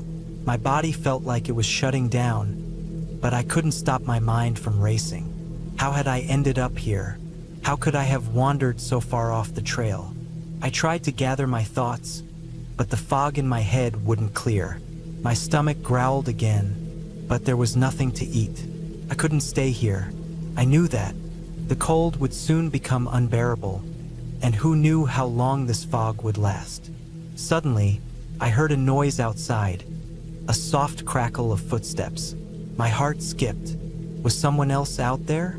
I hadn't seen anyone since the trail. I stood up slowly, trying to remain as quiet as possible, listening carefully. The footsteps got closer, but there was no voice, no sounds of conversation. I moved toward the door, peering out carefully. A figure appeared through the fog. A man, wearing a dark coat, his features hard to distinguish in the mist.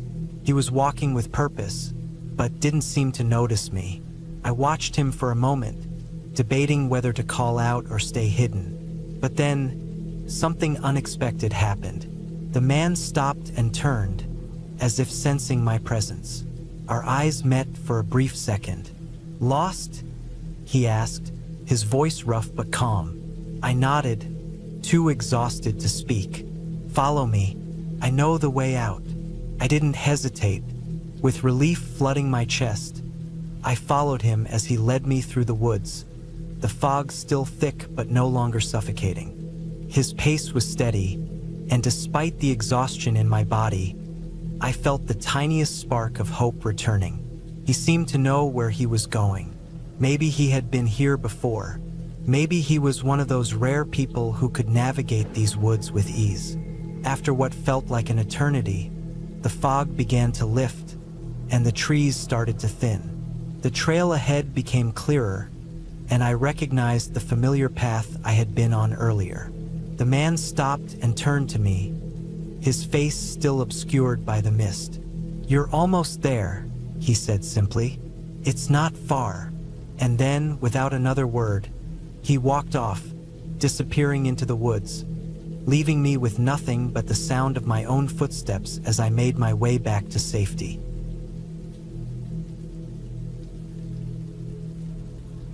I wasn't supposed to be out here. I knew that even as I trudged through the thick underbrush, my legs aching and my feet covered in scratches. The woods looked different now that the sun was starting to dip behind the trees. The shadows stretched long and thin, and the air had that cold, crisp feel to it, like the kind of evening where you start second-guessing everything. I should have turned back hours ago, but I didn't. I was too stubborn for that. I had made the mistake of following that trail, convinced I could navigate it back to the main path. A small hike, just an hour or so out, I told myself, no big deal. But as the minutes stretched on, I realized how far off I'd gone, how the trees had become denser and the ground uneven. It all started when I noticed the path wasn't as clear anymore. The trail markers were few and far between, and the small, worn trail I'd been walking on was becoming harder to follow. At first, I didn't think much of it. I figured I'd just take a few more steps, and I'd find my bearings. But the longer I went, the more lost I felt. There was nothing but trees, rows of tall, spindly trunks that looked like they went on forever. The ground beneath my boots was uneven, the roots crisscrossing like a tangled mess of veins, and the leaves, thick and damp from the recent rain, made it hard to get a good footing. I tried to backtrack, but the forest had already swallowed up my footsteps. The air was still, almost unnervingly so. I couldn't hear anything. No birds, no wind, no sound at all except for the pounding of my heart in my ears. I kept walking, telling myself that I could figure this out. I had a phone in my pocket, and I'd seen the map before I started.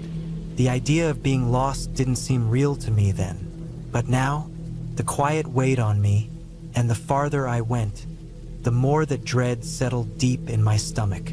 The branches above creaked, and I froze.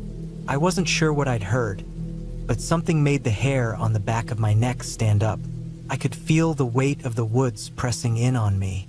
The trees were so close together now, the spaces between them narrow, and the canopy above had thickened to the point where hardly any light filtered through. Felt wrong. I checked my phone, hoping for some kind of reassurance, but the screen was blank. No signal. Of course, I should have known better than to rely on it. I had a compass in my pack, though. Still, it wasn't much help when the world around me looked like an endless sea of green. Minutes turned to hours. I hadn't planned to stay out this long, but there I was. The sun was almost completely gone, and the sky was a dull, deep blue, the kind that made everything look like a shadow. I tried to steady my breathing to keep myself calm. I wasn't panicking. I told myself that, but the trees around me, they seemed taller, more imposing now, like they were watching me. The path, if you could even call it a path, had all but disappeared. I checked my watch. It was nearly 7 p.m. I should have been back by now. I knew the smart thing would be to stop and stay put until morning.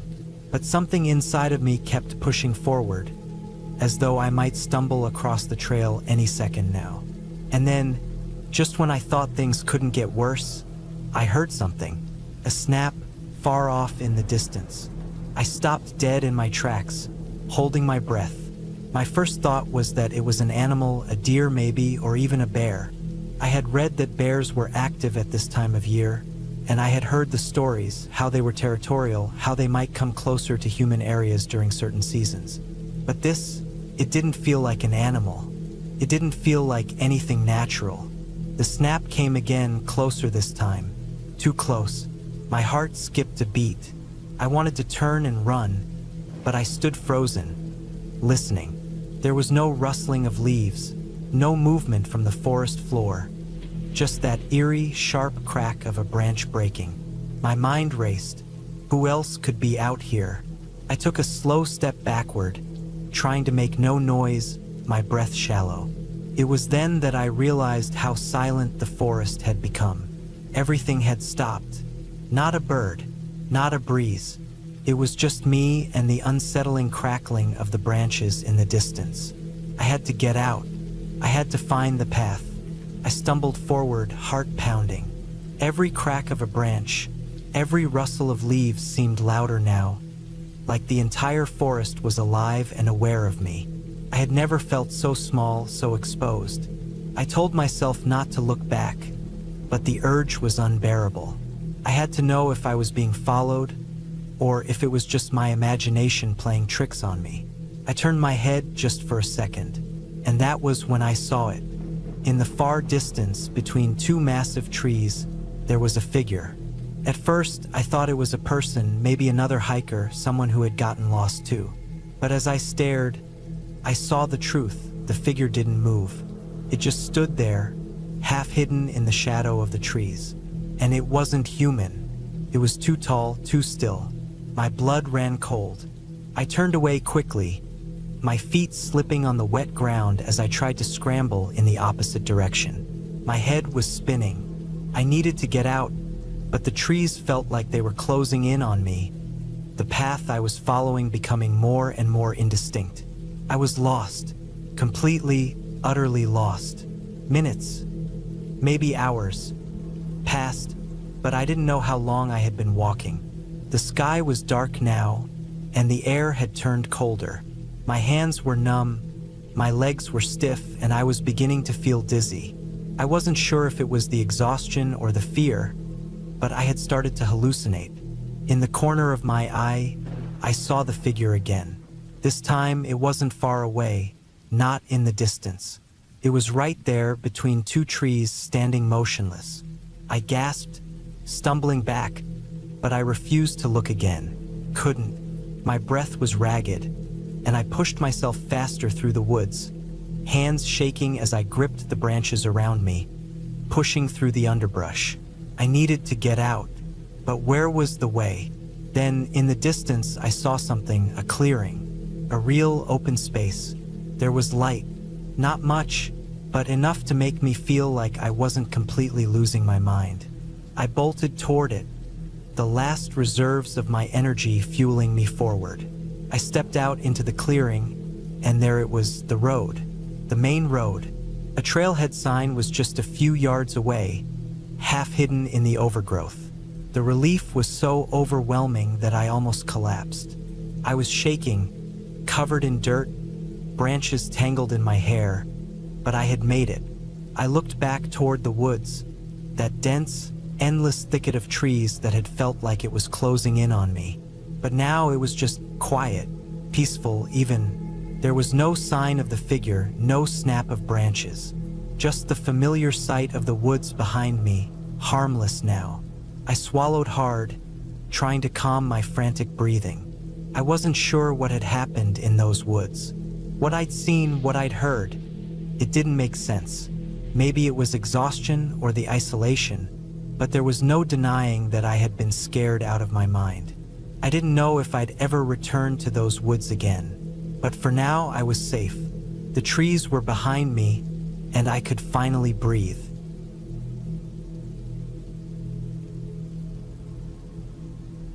I never thought I'd get lost in the woods. It sounds ridiculous, right? But there I was, in the middle of a forest I'd hiked through dozens of times before, completely turned around and unsure of which direction to go. It started out as a simple afternoon hike. I've always been an outdoorsy person, the kind who knows the trails, the landmarks, the difference between poison ivy and regular plants, and the sounds of the forest. I knew the woods like the back of my hand. It was supposed to be just a short hike, a little break from work. I had taken a different path this time, just to see something new. There was a small creek I'd been meaning to check out, and I figured it would be a nice detour. The weather was perfect, sunny but not too hot, with a slight breeze that made the leaves rustle in the trees. The kind of day you'd want to spend outside. I followed the creek for a while, enjoying the sound of water bubbling over rocks. It was peaceful. I took a few pictures, sent them to a friend, and then kept walking. The trail wasn't marked very well, but I didn't mind. I'd been off the beaten path before. I knew how to read the land, but after a while, the creek started to widen, and the trees grew denser. The sounds of the forest shifted too, the chirping of birds fading into a silence I wasn't used to. I stopped for a moment and looked around. Something about the trees seemed different, and the air felt colder. I couldn't put my finger on it, but a small knot of unease tightened in my stomach. I looked back the way I came and realized that I hadn't seen a trail marker in a while. I figured I'd just missed it, so I turned back and retraced my steps. But that's when I realized something wasn't right. The trees were all starting to look the same. The path I had walked was gone, as if it had never existed. I walked a little further, but it felt like I was just walking in circles. The sun was still up, but the light seemed dimmer now, like it was struggling to break through the thick canopy of leaves above. I stopped again and took a deep breath, trying to calm myself.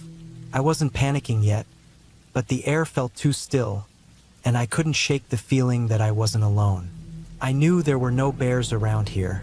This part of the woods wasn't known for them, but something about the silence made me feel like I was being watched. I pulled out my phone to check the map, but there was no signal. Of course, there wasn't.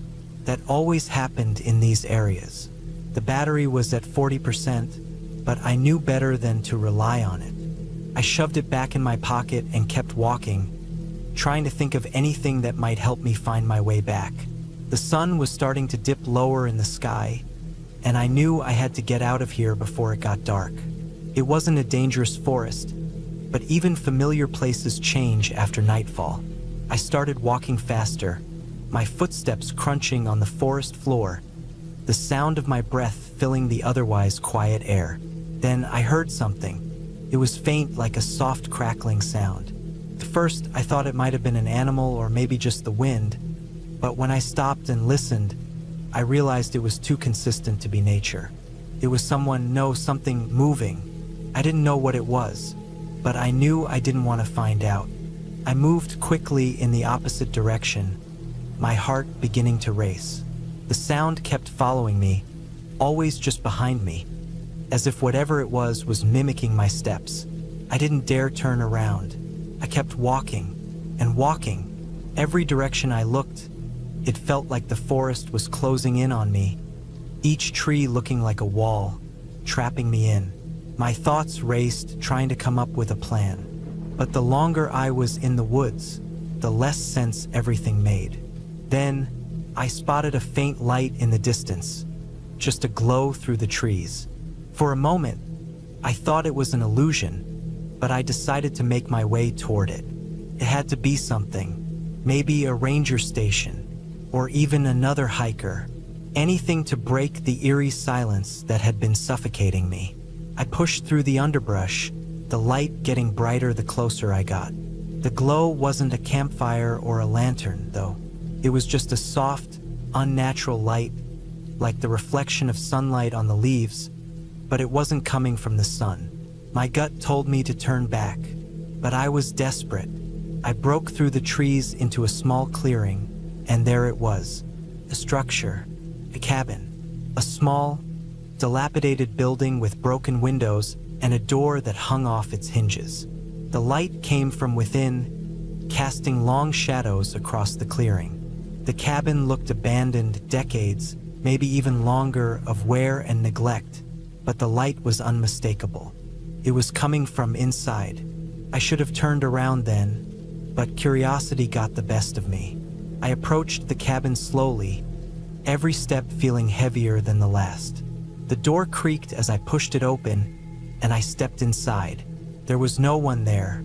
The inside of the cabin was dusty and empty, the floor covered in layers of grime. Cobwebs hung in the corners, and the air smelled stale. But that light, it was brighter now, coming from the far corner of the room. As I stepped closer, I saw a small object on the floor, glowing faintly. It was a lantern. I reached down, my fingers trembling, and picked it up. The glow was coming from the glass itself, but the inside of the lantern was completely empty. There was no flame, no light source. I don't know why I didn't drop it immediately. Maybe I was too tired, or maybe the weirdness of the whole situation was starting to feel normal. But that's when I heard it. The sound again. Crackle. A step. A soft breathing. I spun around. The door slammed shut behind me. The room was pitch black for a moment. Then the lantern flickered back to life. But this time it wasn't just glowing. It was lighting up the entire cabin. I stood there, frozen. I wasn't alone. There was someone standing in the far corner of the cabin, their back to me. I couldn't make out any details, just a dark, hunched figure. I had to get out of there. I had to. I ran to the door, the lantern lighting my way, and slammed it open. The figure didn't move. I didn't stop to look back. I sprinted through the woods, adrenaline coursing through my veins. The trees blurred around me, the ground uneven under my feet. I had no idea where I was anymore, but I kept going. The forest didn't feel like the same place anymore. It was alien, shifting, moving with every step I took. The air felt thick and heavy, almost suffocating, and every rustle in the underbrush sent a shock of fear down my spine. Then, just as suddenly as it had started, I broke through the trees. I stumbled out into an open field, the light of the setting sun finally breaking through the thick canopy above. I wasn't far from a road, and I could see a car parked in the distance. The relief I felt in that moment was indescribable. I kept running, not caring how tired I was, and made it to the road. I stopped, panting, my eyes scanning the area. I didn't see anyone else, but I couldn't shake the feeling that I was still being watched. I made my way to the nearest town after that, eventually finding a ranger station and telling them what had happened. They didn't believe me at first. Of course they didn't. But after some digging, They confirmed there was an old, long-forgotten cabin in those woods, one that had been abandoned for decades. They never found anyone in the woods, but I knew what I saw, what I heard, and I don't think I'll ever step foot in those woods again. I'm not sure what it was. A trick of the mind, maybe, some kind of mirage. But whatever it was, I'll never forget it, and I don't think I'll ever truly escape it.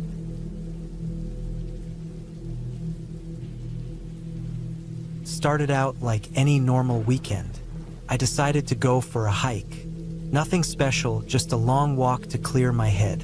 Lately, life had been feeling heavy, and the weight of everything was pressing down on me. Work was stressful, relationships complicated, and I needed a break. The woods were always my escape. Quiet, peaceful. A place where I could just breathe and forget everything for a while. The trail I took wasn't anything difficult. It was a loop, and I had hiked it dozens of times. I knew the area well enough that I didn't bother to take a map or my phone. My backpack was light. Some water, a snack, and my jacket just in case it got cold later on. The weather was perfect. Clear skies and cool air that was neither too hot nor too cold. I started down the familiar path, the crunch of dry leaves beneath my boots the only sound. The trees around me were tall and dense, their branches thick with leaves that blocked out much of the sunlight. The forest smelled like earth and pine, fresh and alive. The air was crisp, and I felt a sense of calm that only the woods could bring. I had been walking for about an hour when I noticed something odd. There was a branch on the trail, freshly broken, lying across my path. It wasn't there when I passed it before. My first thought was that it was just the wind, but something about it felt wrong. The break was clean, as though it had been snapped in half by something or someone. I shrugged it off, deciding it wasn't worth worrying about. The woods had always been full of odd little details that didn't mean much. As I continued on, the trail started to narrow, the trees closing in around me. The further I went, the quieter it became. The birds had stopped chirping, and the rustling of the leaves seemed distant, like I was hearing it from a long way off. I could feel a faint unease creeping in, but I ignored it. I was fine. It was just the isolation, I told myself. It always felt a little odd when you were out there alone. The path twisted and turned, and I found myself veering off the main trail. I hadn't meant to, but somehow I ended up somewhere unfamiliar. The trees were thicker here, their trunks wider and their roots twisting up from the ground like fingers trying to grasp at the sky. The air felt heavier now, more still. I should have turned around, but I kept going. I told myself I was just being paranoid, and the new route would eventually loop back to the main trail. An hour passed, maybe more. Couldn't be sure. I hadn't checked my watch since the beginning. The woods had taken on a different feeling now. The silence was oppressive. There was no wind, no birds, no sounds of any kind. It was like the world had stopped. My footsteps sounded too loud in the stillness, the crunch of the leaves unnervingly sharp. It wasn't long before I realized I was lost.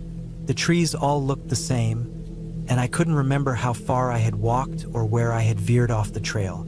I looked around, trying to find a landmark, but there was nothing, just endless rows of trees.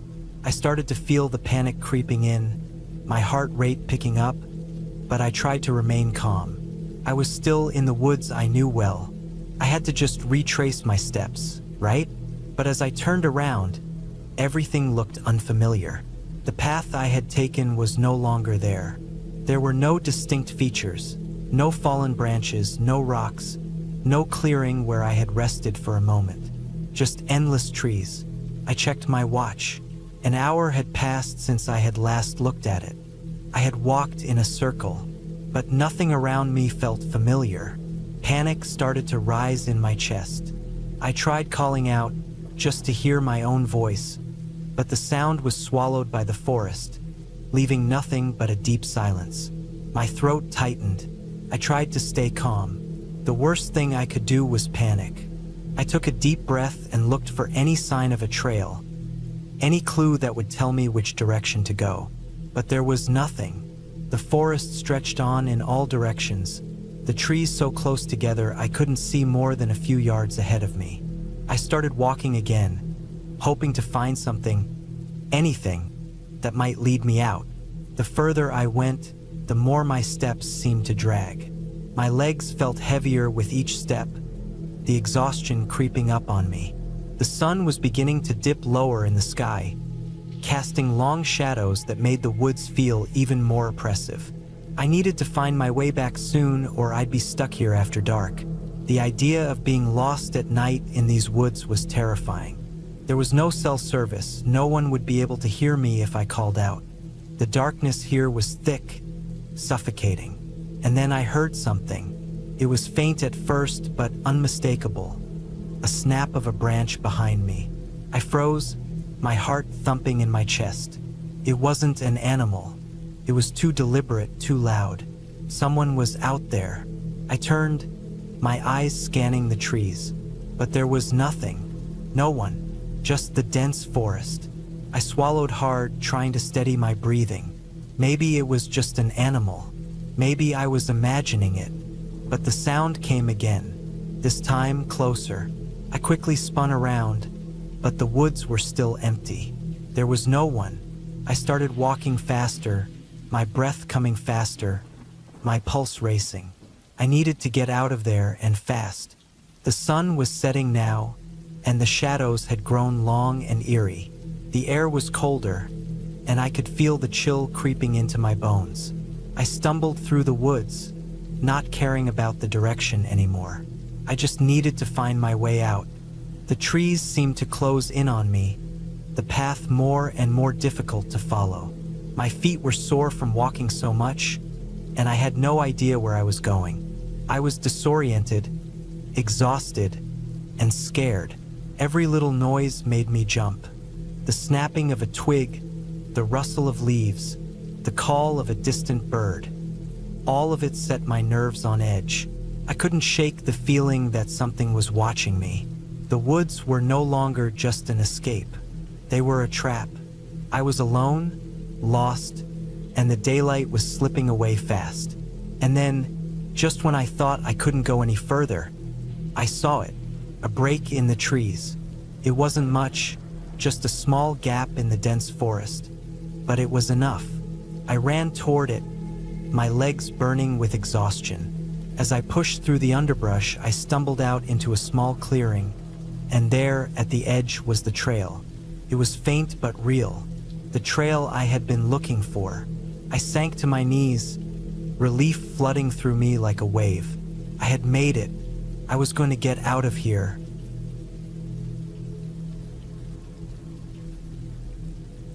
I never should have gone off the trail. It wasn't even that deep into the woods, just a couple of miles off a beaten path I'd walked dozens of times before. But that day I made a wrong turn. Or maybe I just thought I could take a shortcut. Either way, it wasn't long before the trees closed in around me, and I couldn't see the trail anymore. It's easy to get lost in the woods, and once you're lost, everything changes. The first thing I noticed was how quiet it got.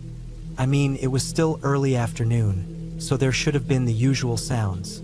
The rustling of leaves, the occasional bird call, maybe the wind whispering through the branches. But none of that, just dead silence. I thought it was strange at first, but I shrugged it off. I figured I must have wandered farther than I realized. Maybe the sound of the wind through the trees just wasn't reaching me. But even as I walked, I couldn't shake the feeling that something wasn't right.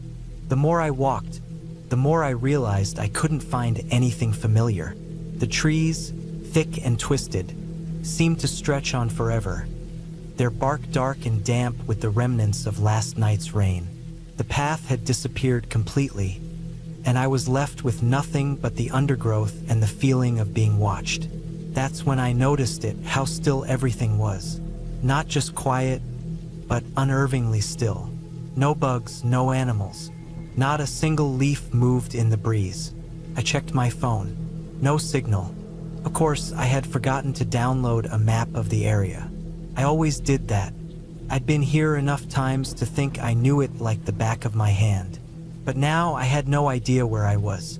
Panic crept in then. I shouldn't have gotten off the path.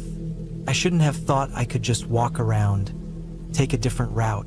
But the worst part was how far the woods seemed to stretch. I didn't even know which direction I had come from anymore. I wasn't sure where I had been or where I was going. The trees were so dense, so alike. I couldn't remember if I'd passed that rock formation before or if the clearing up ahead was a new one. I took a breath, tried to calm myself. I needed to stay focused.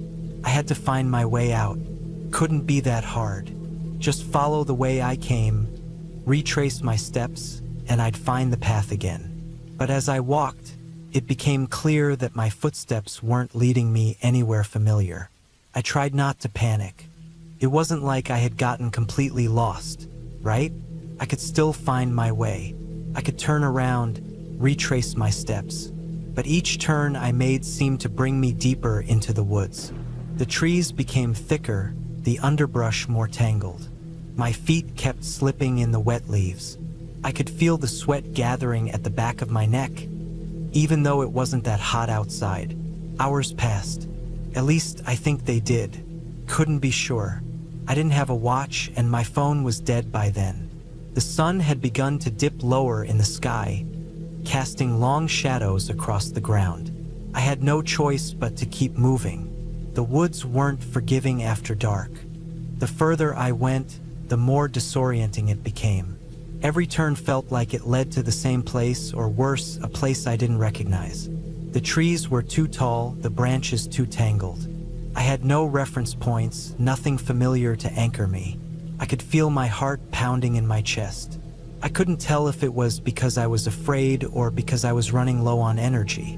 My legs were starting to ache, my stomach growling. I hadn't eaten since breakfast, and I had no water with me. My throat was dry, and every time I swallowed, it felt like I was swallowing sand. And then, when I thought things couldn't get worse, I heard it. A crack, a twig snapping. I froze, holding my breath. My heart skipped a beat.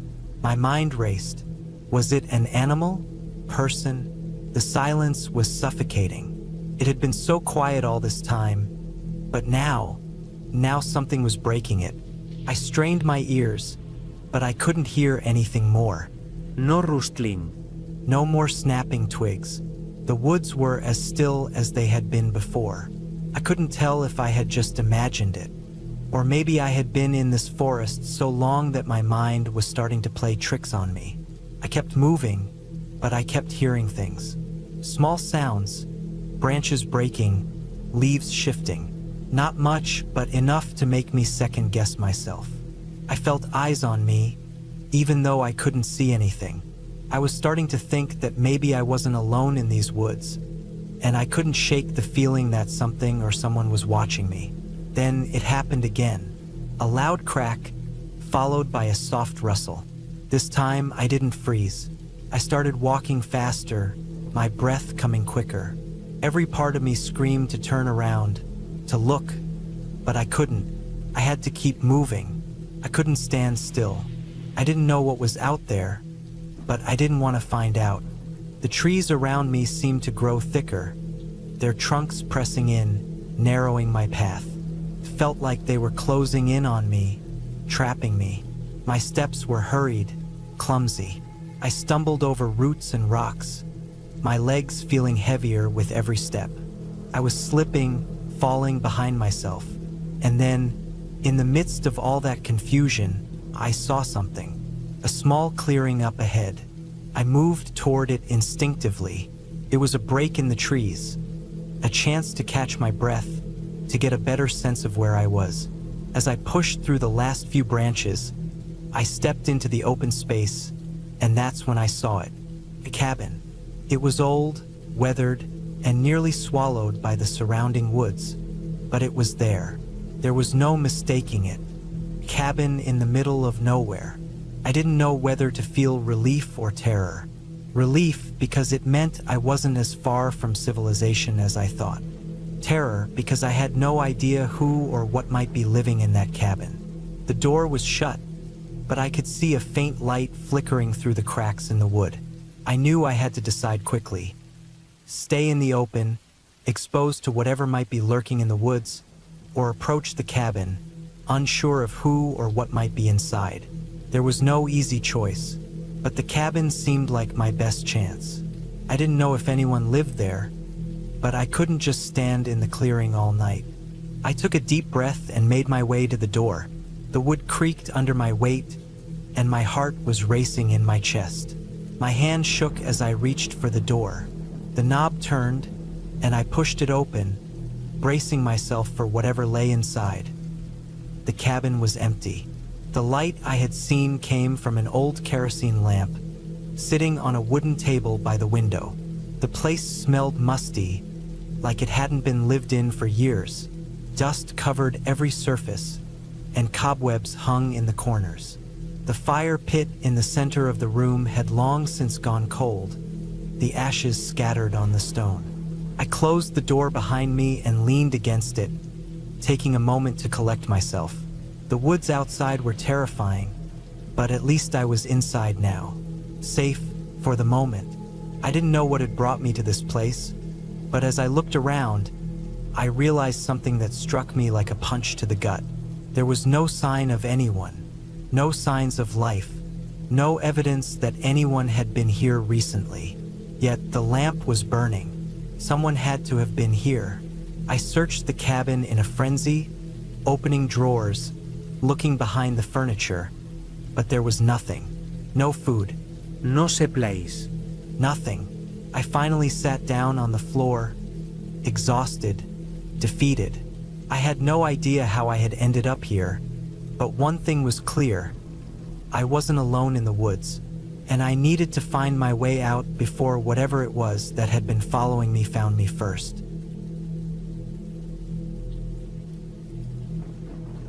The sun had been setting for what felt like hours, its soft orange light weaving between the branches above. I glanced at my watch. It was well past 6 now. I should have started heading back long before, but I was too distracted. I had come into these woods just to clear my head. A simple hike, a way to disconnect for a few hours. I didn't plan on being out here as the darkness crept in. It was supposed to be a short trail. I had a map with me, a water bottle, and a light jacket. I was well prepared for what I thought would be a simple afternoon walk. But the forest had a way of swallowing time. The deeper I went, the more the surroundings changed. The path had become less clear, less obvious. The trees thickened, the underbrush grew taller, and before I knew it, the landmarks I thought I remembered were nowhere to be found. I retraced my steps, but nothing looked familiar. The trail markers that had been so clear when I first started were now hidden under overgrown branches and moss. My heart began to race as I glanced around, the sounds of birds and insects filling the air with an eerie hush, as if the forest was holding its breath. A sense of unease crept into my chest. I tried to push it away, telling myself I just needed to stay calm. There was no reason to panic. It was just a forest, after all. But it was getting darker. The shadows stretched longer across the ground, and the familiar warmth of the sun faded, replaced by the cool bite of night. My phone buzzed in my pocket. I pulled it out, hoping for a message, maybe a call, something to ground me. The screen was dead. I had forgotten to charge it. Of course, I swallowed hard. Okay, just focus. I turned around again, trying to find something, anything that might look familiar, but all I saw were towering trees and tangled vines. I felt a slight panic rise in my throat, but forced it down. I couldn't let myself get caught up in it. I took a deep breath and started walking in what I hoped was the right direction. The trail had disappeared. What I was walking on now was little more than a vague path through the forest, overgrown with thick weeds and roots. The air felt heavy, pressing down on my chest, and I could hear nothing but my own footsteps crunching on the underbrush.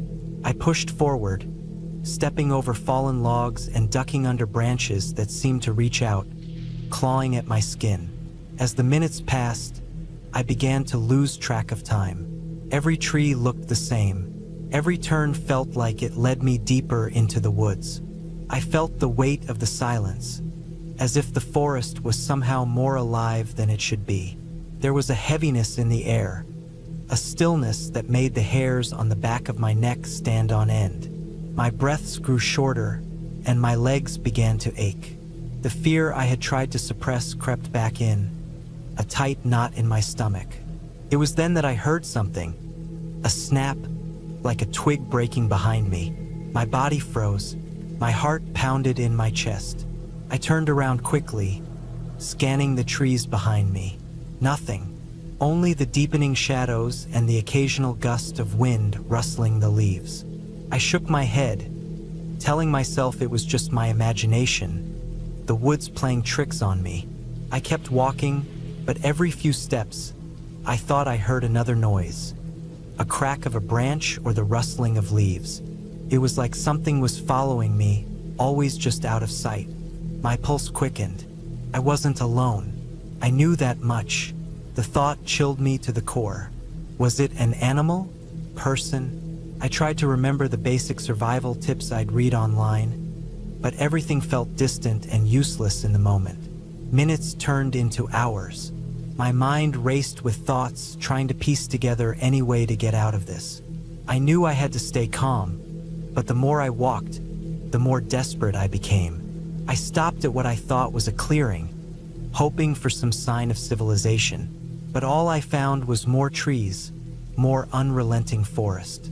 No roads, no signs, nothing. Just the unbroken canopy above me and the deep, quiet stillness around me.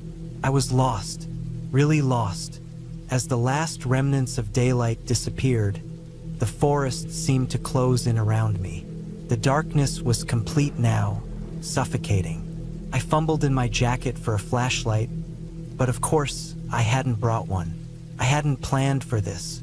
My thoughts spiraled into panic, my legs feeling like lead as I stumbled forward, trying to find my bearings. That's when I heard it again, the unmistakable snap of a twig.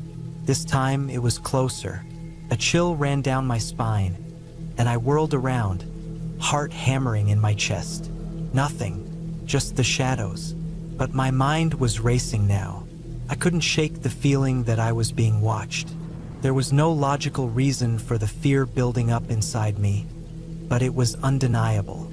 I had to do something. I kept moving, my breathing shallow, my senses on high alert. I could barely think straight. There had to be a way out of here. There just had to be. The thought of spending another night in the woods was unbearable. I needed to find a way back. I needed to. Another snap. Closer. I wasn't imagining it this time.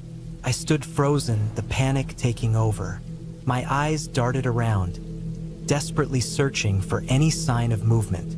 A shadow flickered behind a tree, just for a moment, and my breath caught in my throat.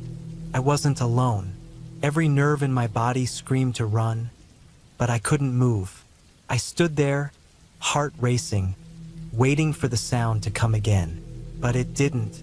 The forest was silent once more.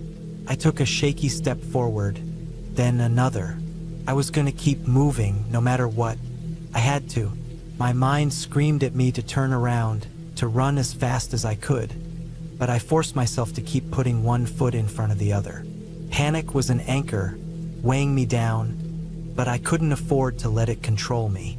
Then, a distant light flickered in the distance. My eyes locked onto it, and my heart leaped in my chest.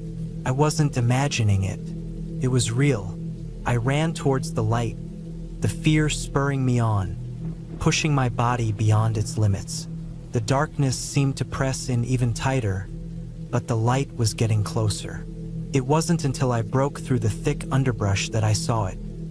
An old hunting cabin, nestled between two large oaks, its warm light spilling out from a window. I reached the door, pounding on it with both hands. I didn't care who or what was inside. I was desperate. The door opened slowly, and a grizzled man in his late 50s stood there, blinking at me in surprise. "What the hell are you doing out here, kid?" he asked. I'm lost," I gasped, my voice trembling. "I've been out here for hours. Please, I need help." He took one look at me, then stepped aside. "Come in." As soon as I stepped inside, the door slammed shut behind me, and the warmth of the cabin wrapped around me like a blanket. I collapsed into a chair by the fire, breathing heavily.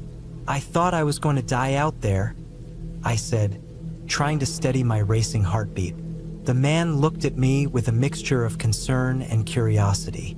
"Ain't nobody ever dies out here if they know how to listen to the woods." "You didn't." I was too tired to ask more questions. I just sat there, staring into the fire, feeling the last of the panic ebb away. I had been lost, but I wasn't anymore. I was safe. I thought the woods would be a simple trail hike, just a few hours of peaceful solitude in the wild, but the deeper I went, the more I started to feel wrong. It wasn't just the dense trees, the way they seemed to loom over me as I walked. It wasn't just the quiet, either, though that was unsettling in its own way. It was more than that. It was the feeling of being watched. I didn't know who or what was watching me. There were no other hikers, no sounds of birds or animals. Nothing. Just me, the path, and the heavy silence. I had been hiking for a few hours, and the map I had seemed simple enough. A loop trail, something easy, something beginner-friendly. It should have been a quick, relaxing getaway from my busy life. But the deeper I went, the less certain I became. The trail seemed to shift in subtle ways, taking me farther off the path I remembered. It wasn't as clear anymore. The markers were becoming harder to spot. I kept telling myself I was just overthinking it, that this was just part of the woods. But the woods weren't like I expected. They were different than the parks near my home. These trees felt older, somehow, like they had stories of their own that they weren't eager to share. I checked my watch. 3:15 p.m. I still had plenty of daylight left, so I decided to push on. But after another hour, I realized that the familiar markers, the trail signs, were gone. I turned around, but nothing looked familiar anymore. The trees had a way of shifting, twisting, bending in ways that seemed too intentional, as though the forest itself was leading me astray. I reached for my phone, but there was no signal, just a few faint bars, flickering and disappearing. The battery was low, and I couldn't remember if I'd charged it enough this morning. My heart rate increased. I tried to calm myself down. This was just a small detour. There's no need to panic. But the silence of the woods was suffocating now. Every snap of a twig underfoot felt too loud. The trees were growing closer together, blocking the sky, creating a canopy that made everything feel dim and suffocating. I kept walking, trying to remember the path, but my footsteps grew heavier with each step, like the earth was pulling me deeper. My legs were starting to ache. Sweat gathered at the back of my neck, and I wiped it away with the sleeve of my jacket. The forest felt different now, oppressive almost. I felt like I wasn't alone, like something or someone was just beyond the trees, waiting. But every time I turned around, there was nothing, just the same endless trees. The thought of turning back should have been comforting. I'd gone off track, sure, but I could always retrace my steps, find the right way again. But it didn't feel that simple anymore. The woods seemed to stretch endlessly in every direction. There was no clear path back, and I didn't trust the ground I walked on anymore. Felt unfamiliar, hostile. Each turn I made seemed to get me deeper, further from the way out. It was getting dark, quicker than I had expected. The sky above me, once a clear blue, was turning a dull shade of gray. I checked my watch again. 4:45 p.m. The sun was setting faster than I remembered. I tried to calm myself, but the woods felt like they were closing in on me. It wasn't just the lack of landmarks, it was something deeper. like I was being pulled into something. I had to make a decision. Keep walking or stop and wait for help. But how could I stop? Every part of me screamed to keep moving. Yet, the more I walked, the more I realized the trail wasn't a trail anymore. It was just a path through an endless stretch of trees. I paused, listening. I thought I heard something, rustling in the underbrush behind me. But when I spun around, I saw nothing. My pulse raced. I was losing my grip. I was losing time. I kept going, my mind in a haze of panic and exhaustion. I couldn't tell if I was retracing my steps or getting farther into the forest. The world around me was becoming more of a blur, the shadows deepening. The next few hours passed in a blur of confusion, frustration, and dread. I couldn't tell if the night was closing in on me or if it was the forest itself that had swallowed the sun. My watch was dead, the last bit of battery drained. My phone was useless now. I couldn't see the sky. The trees were so thick above me. I had no sense of direction anymore. I didn't want to admit it, but I was terrified. Terrified that I wasn't going to find my way out. Terrified that the woods weren't as empty as they seemed. The silence was deafening now. I hadn't heard a single bird or animal since I entered the forest. Not one sound from any living thing. Only the rustle of leaves under my boots and the wind, always a little too much, as though something else was moving in the trees with me. And then, finally, after what felt like an eternity, I saw it. A flicker of light ahead, a break in the trees. I wasn't sure if it was real, but it was there. It was distant but unmistakable. A soft, yellowish glow through the trees. I pushed forward, ignoring the thorns and branches that snagged my clothes. I was desperate now, beyond fear. I moved faster, stumbling over rocks and fallen branches, until the light grew clearer, and I realized I was at the edge of the forest. I stepped out of the trees and into an open field. My chest heaved as I sucked in a deep breath, inhaling the crisp air, free from the weight of the woods. It was a small clearing, a patch of grass that stretched to a dirt road. The kind of road you'd expect to see on a map, the kind that led somewhere. I looked around, my eyes adjusting to the dimming light. It was peaceful now, far from the suffocating darkness I'd left behind. I kept walking, following the road, until I finally saw a car parked in the distance. I quickened my pace, and when I got closer, I saw a figure standing by the car, just a person, waiting. It was a woman. She smiled when she saw me, her face illuminated by the car's headlights. I was too relieved to be confused. She opened the door, and without a word, I climbed in. She didn't ask any questions, but I didn't care. I was out. When I looked back one last time, I saw the woods stretching beyond the edge of the road, dark and still. They seemed so far away now, so distant. As the car drove away, I could have sworn I saw something move in the trees. But when I blinked, it was gone.